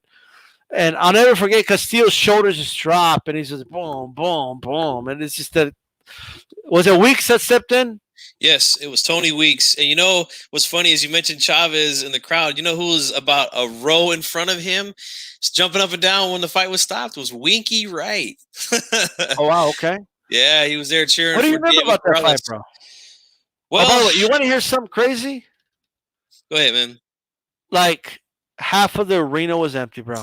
Unbelievable. But go ahead. Yeah, it really was, man. But as you guys all know, and if you don't know, that's listening in the chat, G-Funk is from Sacramento, California. That's right, 916 stand up, baby. Just like my boy Diego Chico Corrales. I actually knew somebody, a guy who lived across the street from me, trained in the same gym as Diego Corrales around the same time that Corrales was doing his thing out of Sacramento. Yep. So, you know, I invested a lot in Corrales, man, especially in the Mayweather fight. And he let me down because he let his personal life get in the way. I still feel like he could have done a lot better if his mind was clear, but that's a different story. But to relate that to this fight, I actually picked against him. I picked Castillo to win that fight because this was right around the time when I stopped predicting fights with my heart and started using my brain. You know, of course, in my heart, I wanted Corrales to win. Right. I just didn't think he was good enough to beat him. You know, I mean, and Castillo was winning that fight. Don't get it twisted. As good as back and forth it was, I thought he was winning the majority of the rounds, especially after the 3 knockdowns, or was it 2? I don't remember how many was in that last round. 2. But it was 2, yeah. And then the last time he switched out the mouthpiece, Tony Weeks tells him, you know, hey, one more time and that's it. Joe Goosen, the famous quote, he looks at him, you got to fucking get inside on him now, you know, puts the mouthpiece back in. And Diego, one thing about Diego, man. Like, well, why is Goosen allowed to be giving instructions? Yeah. like, you know what I mean? The dude spinning out. He should have been disqualified. No, you don't think so? They're not supposed to say anything. That's right. That is very true. But you know what, man? One thing about Diego Corrales, man, because I've watched just about every single one of his fights. I was a bitter fan. Every time he got hurt, he was dangerous, man. He was one of those guys that believed in wrapping up or something like that. Like he wanted to fire back when he got hurt, and that's exactly what happened. Castillo goes in for the finish. He starts swinging away, and everybody knows this that's ever trained in boxing or knows the sweet science. The more that you open up, man, the more opportunities you give your guy to hit you as well. Even a hurt fighter. And someone like Diego Corrales, who had absolute power in his hands, once Castillo started going for the finish, which is what he's supposed to do. You know, you can't be upset for him for that. He's supposed to go in there and try to finish this guy. He already dropped him twice.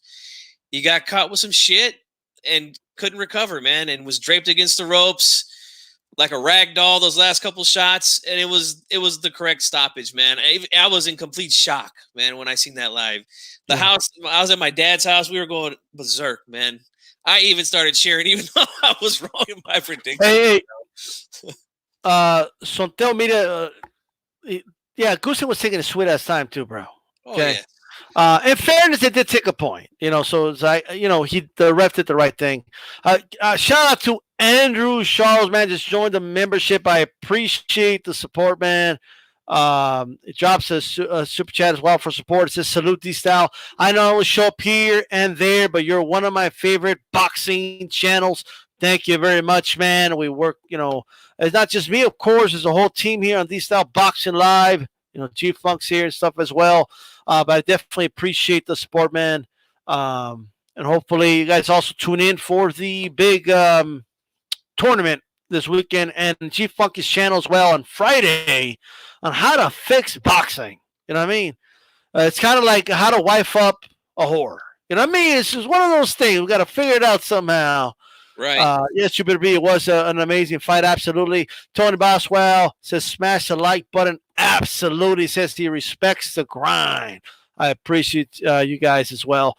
You know, G-Funk, are you ready to admit that Corrales should have been disqualified? You know what?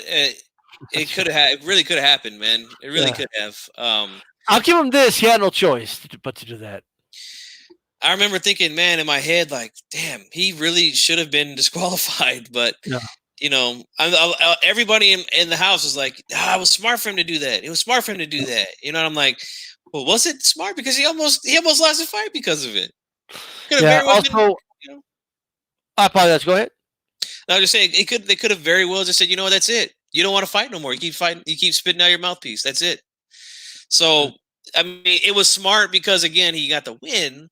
But what if Weeks just said, you know what? Hey, you're done, man. You keep spitting out your mouthpiece. That's it. I'm stopping this fight. You know. Hey, make sure you guys throw a jab at the like button. Okay, let's get 30 likes. That was a goal I set.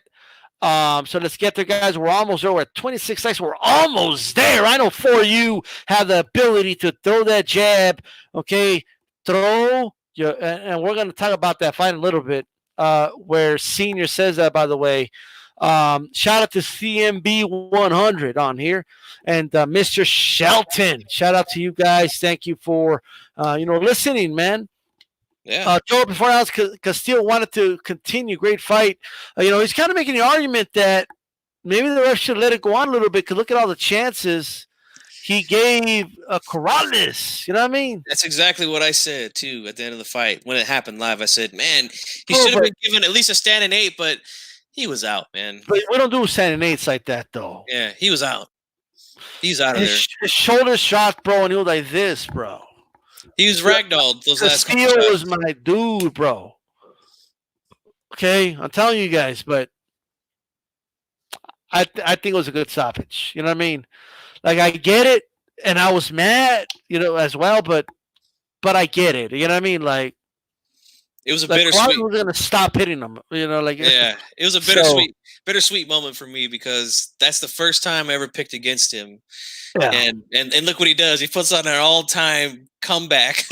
Probably the best comeback in the last 30, 40 years, man, in boxing. Bossy Dalek says, never really liked the fight because of the mouthpiece spitting. I prefer Gotti Ward 1. Right? Another great fight, though. Another great fight. Andrew Shaw, absolutely. All you guys, hard work shows. Salute to all as well. G Funky.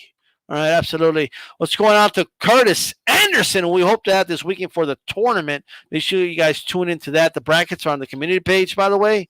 Hey, so Curtis, be careful, bro. Hey, Ruben Guerrero's looking for you, man. You voted against his son. Yeah, it's all right. But shout out to Curtis Anderson, all right? And Stormy as well, by the way. Shout out to Stormy, B-Man. The following year, Oscar De La Hoya went up against Ricardo El Matador Mayorga. Bro, I knew Oscar was going to dominate that fight, bro. I just knew it. A lot of people in my family thought Mayorga was going to kill him, bro.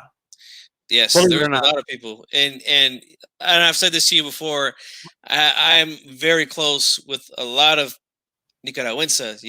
They were there for that fight. They thought he had a chance. Hey, a couple of them dropped some serious money on Mayorga, bro. Let me tell you. And my thing was this. They're asking me advice because, again, I'm the hardcore guy. So, like, what do you think, man? What do you think? I said, you know what? Here's what I think. Because De La Hoya was still kind of new to the division. I said, you know what, man? Mayorga, we know he's a monster puncher. The guy's got heavy hands. I said, man, if he could take Mayorga's punch, Mayorga's in for a long night. That's all I could say, man. But I don't know, I don't know if he'll be able to. If he does, he'll be able to. I coach stylistically, Oscar's going to, he's the better boxer. He's got the better jabs, got the better footwork, the better defense. But Mayorga's always got a chance because he throws wild shots and he's got heavy hands. So that's all I told him. I said, you're really taking a puncher's chance. Shout out to Ashley Knuckles, by the way, who does shows with you, a puncher's chance. But that was really all he had. And that's really all I told him. Yep. And hey, let me tell you, bro, these dudes, they like to gamble, man. These vatos dropped some serious feria, Holmes. Let me tell you, it was crazy, man. Bro, that is crazy, man. That's crazy. Look, man. That's a lot. I remember like De La Hoya is like dominated around, right? But he got hit once or twice, right? Mm-hmm. And Senior was pissed off at him, bro, because he got hit. You know what I mean? Like he's telling him, sit down. Like why using your jab, man? Use your fucking jab. Use your fucking jab. Who gets yelled at after dominating around, though? You know what I mean? I know. Well, you know what? I'll give Mayorga this. He did catch De La Hoya with a really good shot. I forget what round it was, but he caught him with a really good shot. I remember like De La Hoya like nodded his head. He's like, okay. I'll never forget the left hook. Once that left hook landed, bro, and dropped Mayorga looked up at De La Hoya. Never Like, recovered from he that. go to his corner, like he just looked at him. You know what I mean? Like I knew it was over. I was like, oh, this dude's done. Yeah. Because I knew that Mayorga is a boxer puncher like Oscar is his worst nightmare. Especially a guy that can also box a little bit, be on his toes and jab. Oscar wasn't doing that much at that point. But the other thing I noticed about that fight, he was so much bigger than he was when he fought Fernando Vargas as a 154 pounder. He had filled into the weight class better. You know what I mean? And I always felt like he shouldn't have done the Mayweather fight. I get it why he did it because it was a lot of money. Yeah. But he should have stayed there, bro. A fight that was very doable was Forrest against De La Hoya at 154 at that time. Ooh, yeah. I Good never fight, forget too. when Forrest called him out, by the way. Yeah. He Me too. said when the whole the photos came out and someone asked him about it. And Mm-hmm. he said, I don't give a shit what Oscar does with his pantyhose and his lipstick. And like, he went in, bro. He said, just get him in the damn ring. You know what I mean? And he said, I want to beat his ass. Like, I remember it was a while back. It was an article. But yeah, man, let's move forward here to De La Hoya Mayweather the following year, 2007. The world awaits. This fight was announced like on a January or like December, bro. Yeah, early, man. And just think about De La Hoya, man. Poor De La Hoya had to go through. He had to go through a lot, man. Think about it. To fight Mayorga, and then in your very next opponent, Mayweather, all the disrespect thrown at him by both of those, especially Mayorga. Oh my gosh, he was. Mario was way worse, bro. Like Mayweather questioned De La Hoya's skills and ability to beat him. That's about it. Mayorga got personal. He got Mayorga got real personal, yeah. But yeah, I mean, Mayweather talked a lot of junk going into that fight too. But chicken, remember the chicken? Yeah, the little chicken, and I remember all that funny stuff, man. But the fight was. I know there's a lot of people that complained about it afterwards. I actually thought it was an okay fight. Yeah, it wasn't that bad. If I told people going into that, I said, if you're looking for a barn burner, to quote the great Jim Ross, this is not the fight. This is not the fight that you're going to get that. You got two guys who are natural boxers, and Floyd Mayweather's a guy who's a defensive fighter. So you're not going to get that kind of fight here, man. I mean, I know there's a lot of hype behind it. The fight wasn't that bad. Yeah. The fight was not that bad. People complain about that fight, bro. Yeah. It wasn't that bad. It was a pretty good fight. It was for guys like us who really know the sport and really watch the sport. I thought it was an all right fight. There's no complaints from me, And I think De La Hoya did a lot better than most people think, man. I mean, I'll just put my hat out there and say it, man. I thought he did a lot better than most people think. Tony Boswell says, I lost a little over $4,000 in the Wilder fight and have already bet again that Wilder will stop Fury inside 5. Ooh, a dedicated man right there, that's for sure. Right? Good luck with that one, brother. Good luck. But let me say this, dude. I felt that night, I felt Mayweather won. You know what I mean? I remember, I think I scored that night. I kind of score it because, like, I don't score fights. Until I started doing YouTube, bro, I wouldn't score fights while I watched them. You know what I mean? It wasn't until I became a super nerd doing YouTube that I would score. You know what I mean? Mm-hmm. But I felt Mayweather won. You know what I mean? I think he, if it was an estimate in my head, 8-4 or something like that, and my whole family thought De La Hoya got robbed. Yeah. Like, dude, honest to God, they thought he got robbed. Oh, he got robbed, man. Like, they were comparing it to the second Mosley fight. I'm like, no. Like, no, he did good, but he didn't win. Like, they thought he got robbed, bro. I could see why casual would think that because Oscar had so many of those little furies against the rope. He's and really, I mean, that was not. I didn't like De La Hoya doing that. That's just me personally. That was the game plan Roach had for him. What I would have preferred is when Mayweather was against the ropes, and Mayweather's going to block the shots. Don't do this. Like, like, load up on it and boom. And if he blocks it with his elbow, okay, but hit him hard. Like, you know what I mean? Yeah. Bang on that elbow all night long, man. He might not be able to use it come, rounds 9, 10, 11. Who knows? Yeah. I think that the ambush and jump on him and just throw a bunch of punches, like it didn't look good. to me. And I know that to casual fans are thinking, look, he's throwing and Mayweather's not throwing back, you know, but that's not how you score, man. Those aren't I was shocked that it was a split. Like when I heard we got a split decision. Oh, what the fuck? I was like, I thought they were about to rob Mayweather, bro. That's what was running through my mind. Yeah. Like they're gonna rob this dude. Like, I was confident about it. I like at the time Mayweather was not the big name that he is today. So I thought, oh, they're gonna give it to De La Hoya. Like I was just like, here we go. Here we go again. Yeah. Third fight, they're gonna give him this fight. Oh, you know what I mean? Oh. And but they didn't. It was the right call. Mayweather should have won that fight. And people don't remember the talk of the rematch. They were gonna fight again. Yeah, at 147. De La Hoya goes back down after about what? I don't know how many years he hadn't fought at 147. Pacquiao was supposed to be a tune-up, bro. People forget about that too. It wasn't. Well, he fought. What's his name first? 2 pound. Forbes. Yeah, 2 pound Forbes, and looked like 12 cans of shark shit during that fight. Like, he didn't look good at all. You know. He couldn't. Like I don't know, man. I just remember like he didn't look good at all. And that was at a catch weight, bro. That was like 150 or 151. Mm-hmm. I was in at all. And then he goes in and gets absolutely annihilated by Pacquiao in the next fight. Yeah. And that was ugly, man. That was ugly. And I was praying to God that he would knock Pacquiao out because that was at the height. I was so sick of hearing these guys talk so much, man. These Pac-tards, man.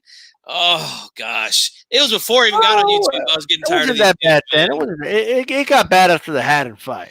You know what I think it was? You know what I think it was? It wasn't YouTube. It was because I played in this this basketball league where there's a lot of Filipinos. Yeah. So I mean, it was. I mean, just imagine, bro. It was like YouTube in real life for me, you know. So I was hoping that De La Hoya would win that fight, man. Yeah. But he let me absolutely, man. Then there was Haddon Pacquiao. Somebody said earlier, was that May? I always thought that was March. That was me. Yeah, it was me. Dude, you know what? I knew Pacquiao was going to win. Okay, but not like that. Yeah. Like, I didn't think he was going to win like that. I thought he was going to stop, like, cut him up and bust him up. And I thought it was going to look like a little more competitive than the David Diaz fight. You know what I mean? AJ10, I want to respond to AJ10 real quick because he says Pacquiao Mania started after the De La Hoya fight. Yes, on social media, you're absolutely right. But let me tell you, man, I played basketball with these dudes, man. It started after the Barrera fight. They were going crazy, you know? I mean, for me at least, you know? I remember, like, they were showing the weigh-ins because I had De La Hoya winning going into the fight. And Pacquiao, they showed the weigh-ins, like, before the fight, and I saw De La Hoya, bro, on the scale. Didn't look good at all. I changed my pick right there. I said, he ain't going to win this fight. He's dead man walking. To move on, Haddon, Pacquiao, what you remember about that fight? I remember streaming it illegally because I couldn't get enough people to go in on the fight, man. It's my mom's birthday weekend. Her birthday's on the 3rd. That fight was on the 2nd, I believe, of May. And so we had a function at the house, and I'm trying to tell people like, hey man, let's get the fight. I got $10 on it, whatever. Get a few more people. I can only get a few people to say that they would drop some money on it. So I ended up getting it, streaming it illegally, and I got to see the last round, which was the second round, right? He knocked him out. Yep. Yeah, and I was a little shocked too because I didn't think he was going to knock him out like that. I think he could have stopped him.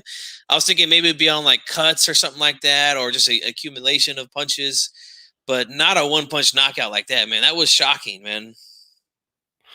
Hey, let's talk about this fight. The fight of the century, bro. It was el Cinco de Mayo weekend. Manny Pacquiao against Floyd, and then also Floyd against Miguel Cotto. It's actually a better fight, of those two. Really good fight. What do you remember about those fights? Well, I want to start with the Cotto fight because that's one of my favorite fights, man, in the last 10 years. I think that's a very underrated fight. You guys in the chat, go back and watch that fight, man, since we got so much time off right now. That was a hell of a fight, man. I had it 7 rounds to 5 for Floyd. Little surprised, man. He hurt and wobbled Cotto pretty badly in the last round of that fight. But Cotto was able to time him. Cotto's a guy with great timing. He's got a nice stiff jab. He's able to bust up Mayweather's nose pretty good. He had some real good success in some rounds there, man. That was a really good fight. I really enjoyed watching that one, man. Without it being like a slugfest. That's one of those fights that you could really enjoy. The fight of the century, though. I had a huge fight party at my house for that one. If you guys are subscribed to G-Funk, you could type that in. You could see it. I had a bunch of people there. I had this big, huge projector in my garage. The whole wall is the fight, you know? Yeah. I had a lot of people there for that disappointing fight. For me, it was satisfying, though, because that was the start of the death of the Packtards here on YouTube. They kind of started to go away. There was a few guys that were trying to, get the defibrillators and bring them back to life with the slow motion videos and stuff like that. But for the most part, those guys started to go away, and that was good for me, man. Either way, funny they never played the Marquez knockout of Pacquiao in slow motion for some reason to prove it didn't happen. They never did it. I don't know why. Yes, Senior was the coach for Manny Pacquiao. What I remember about that, I remember Ricky Hatton was mocking Pacquiao. Like he was like in the living room. Mm-hmm. Oh, he does the same thing every time. And he did just that and knocked him down and knocked him out. To move on, man, Pacquiao Mayweather was such a letdown. Both dudes fought so scary in that fight. And that's all I want to say about that fight. You know what I mean? It didn't do the sport what it was supposed to do for it. That's for sure. But on a personal level, either way, with either guy lost, we had the crazy Floyd fans with the crazy Pacquiao fans. So either way, one of those groups is going to start to die off after that fight. Right. That was relief for me, Absolutely. So I want to get to one more topic, bro. And thank you everybody for giving us the fights you thought about. There's other ones like the I think Maidana Floyd and other ones, but I just wanted to go ahead and it didn't Floyd fight Robert Guerrero on one of those? I don't want to bring it back up, but I think he did, man. Yeah, he did. Not the best. Not the best one. I want to talk about this list, bro. Oh, dude, that is like blinding me. That is just awful. Oh man, no disrespect to Marquez, but wow, are you kidding me? Look at this. Look at this list. Look at this list. Are you guys watching this? I want someone to explain to me. Anybody watching? Let me go over. Yeah, please. So this is actually a top 11 if you count Champion C, right? Me and G Funky did a top 11 ourselves. You guys could check that out, okay? A couple months ago, but can someone explain to me before we go over the order? Why is Antonio Margarito on number 6? All-time Mexican fighter of all time? I was just going to say that. I want somebody... Forget the controversy, because it's not even about that. He's not a top 10, period, Mexican fighter of all time. No. Period. I was going to ask you. Even if you don't think he ever used the illegal... It doesn't matter. He's not a top guy. No. I was going to ask the question. Somebody please explain to me how Margarito is in the top 10, but 6. I'm gonna, because there's other things that are even worse than this. But I like Miguel Angel Gonzalez, but why is he the number 7 all time? How is he even ahead of Salvador Sanchez? That is just wow. I mean, wow. That's really all I can say.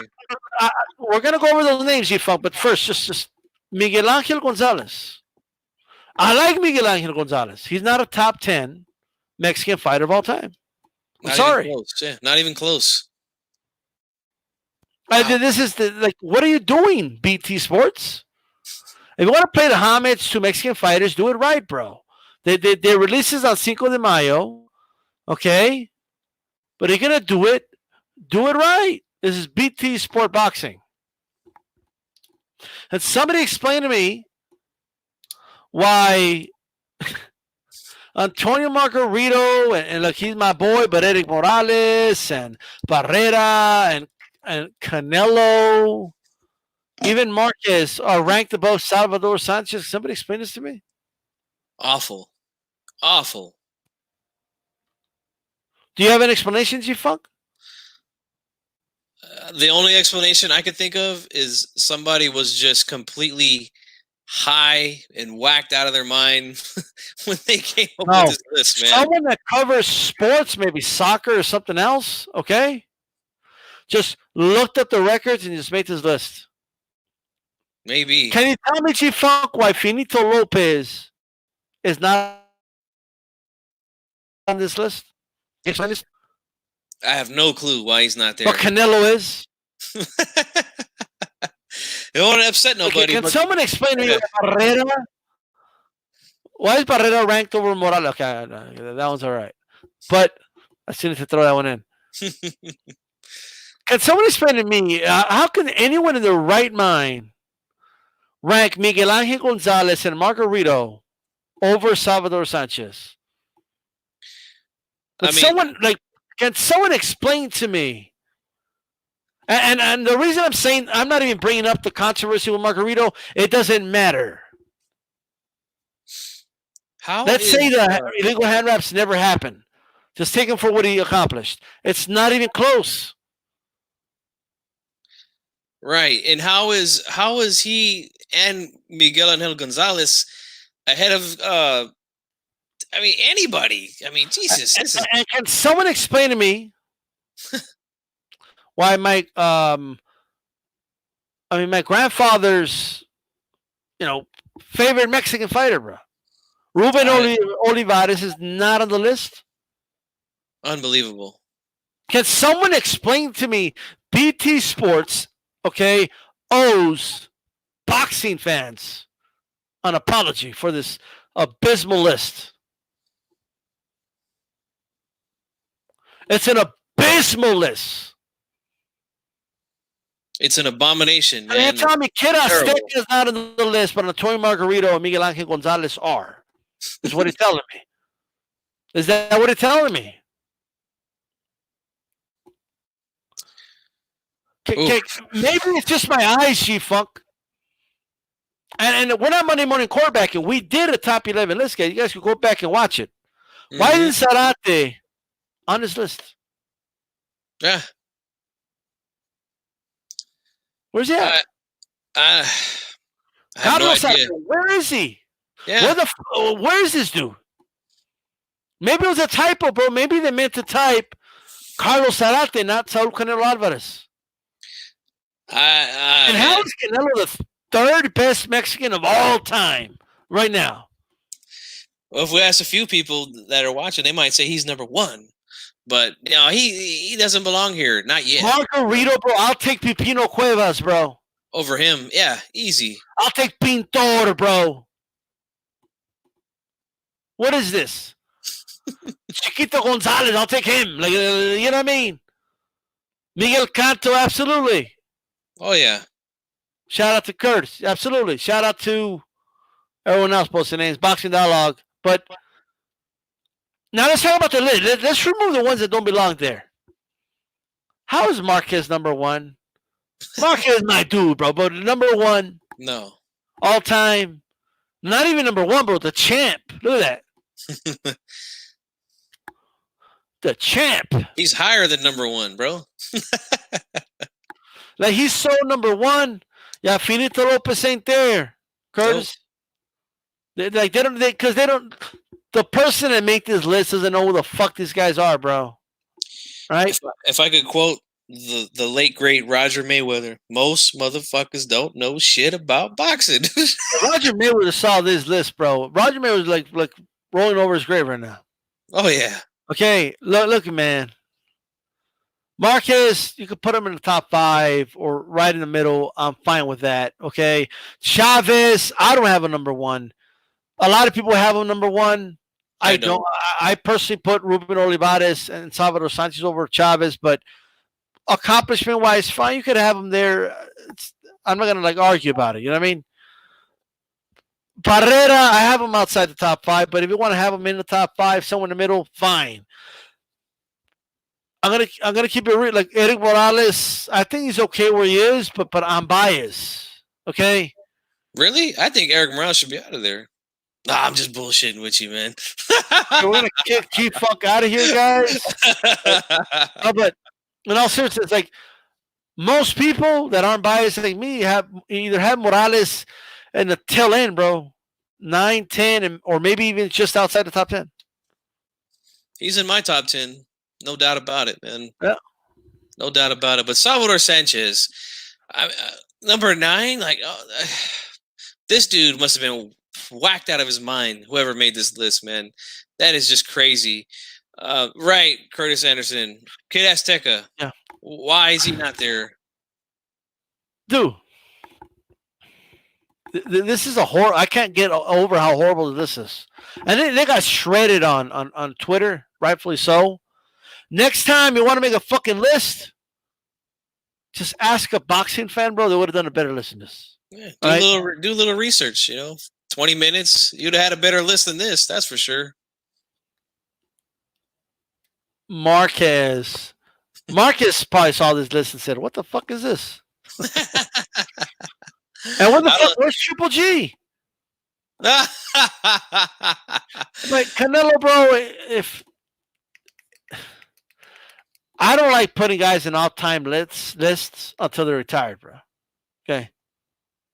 So we look at the full body of work, I'm the same and then way. we can judge it because things can change. We don't even know if he can beat a Billy Joe Saunders yet.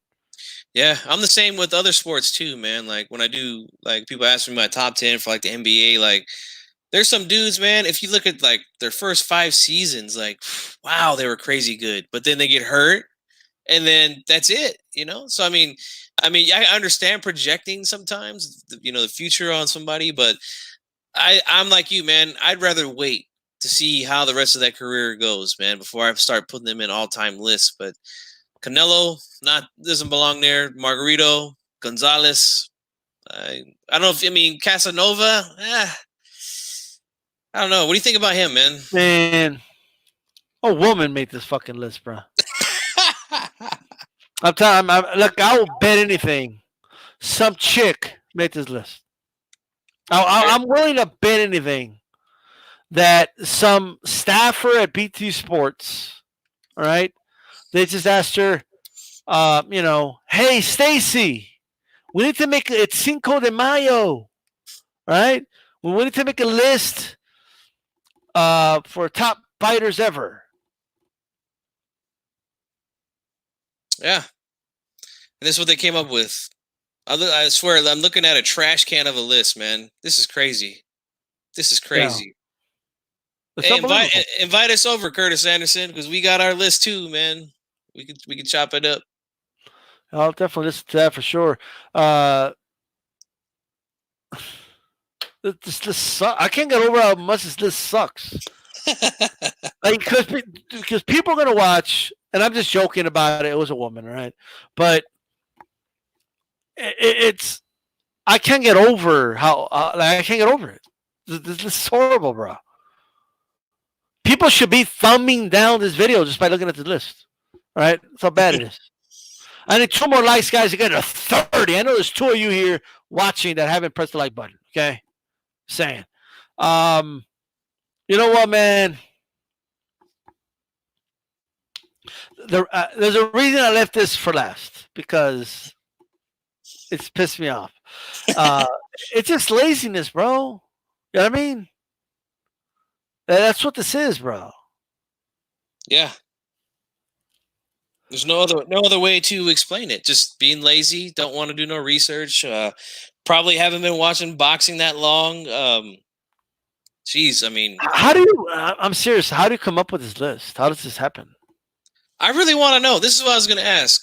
How does anybody justify Antonio Margarito?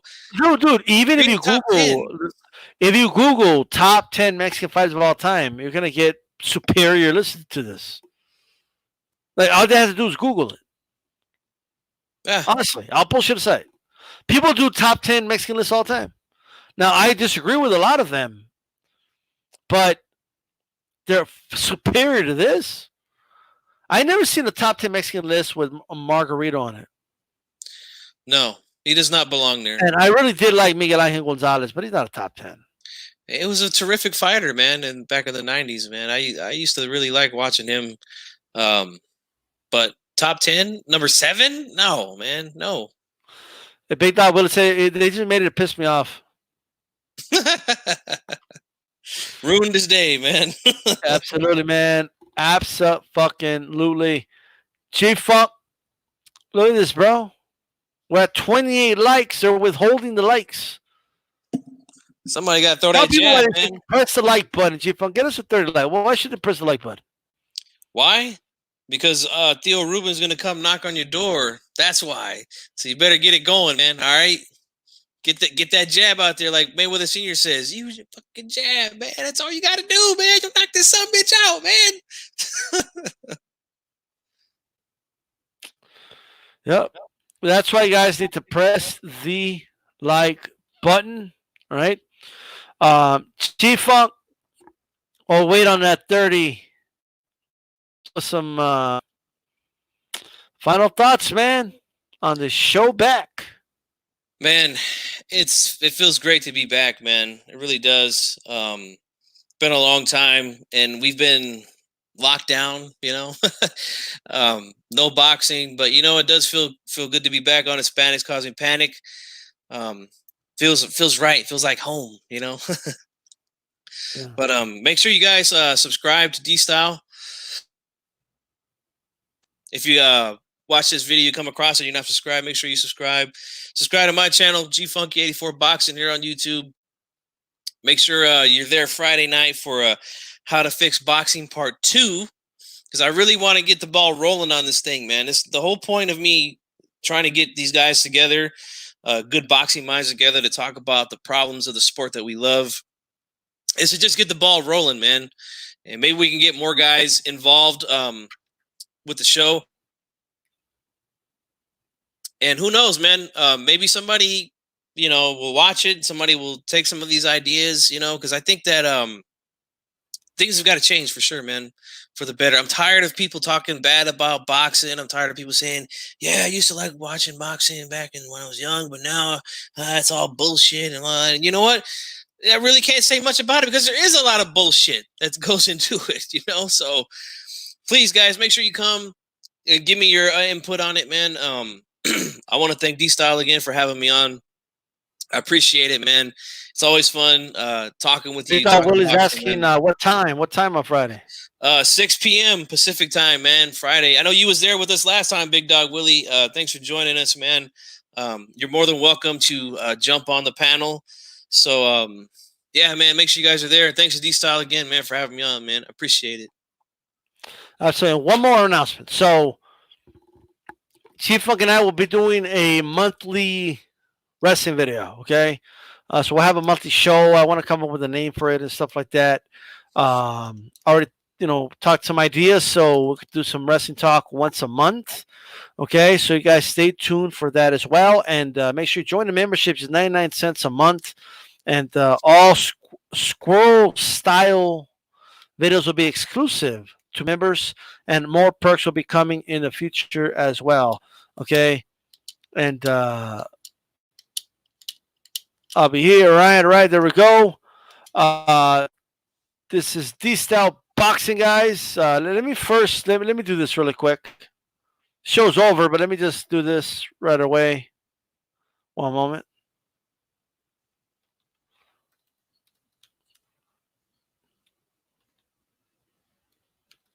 For some reason, you cannot click on people's names anymore in the chat to go to their channel. Oh, wow. Why? I don't know. You know what I mean? But there it is. The link to G-Funky's channel is in the description box. Or not, I mean, in the chat. So you guys can go ahead and click on that. Subscribe to G-Funky. And there you go. I appreciate the support, man. I appreciate everything that you've done for me, D-Style. My channel has grown a lot since I've been doing shows with you, man. So, hey, man, I appreciate you, man. And everybody in the chat who's and watches that subscribe to me, man. I do appreciate it, man. So make sure you're there Friday, man. It's gonna be a good one. Absolutely. Twitter, follow me at DStopBoxing and follow G-Funky at G-Funky84. Man, this is the first show I've done in a long time where I actually got the notes, bro. Look at this. Yeah, the notes are back, bro. Looking nice, too. The notes are back. That's right. Right. With that said, guys, esto es boxeo. This is D-Style Boxing. What do we say, Chief? Keep it boxing, always.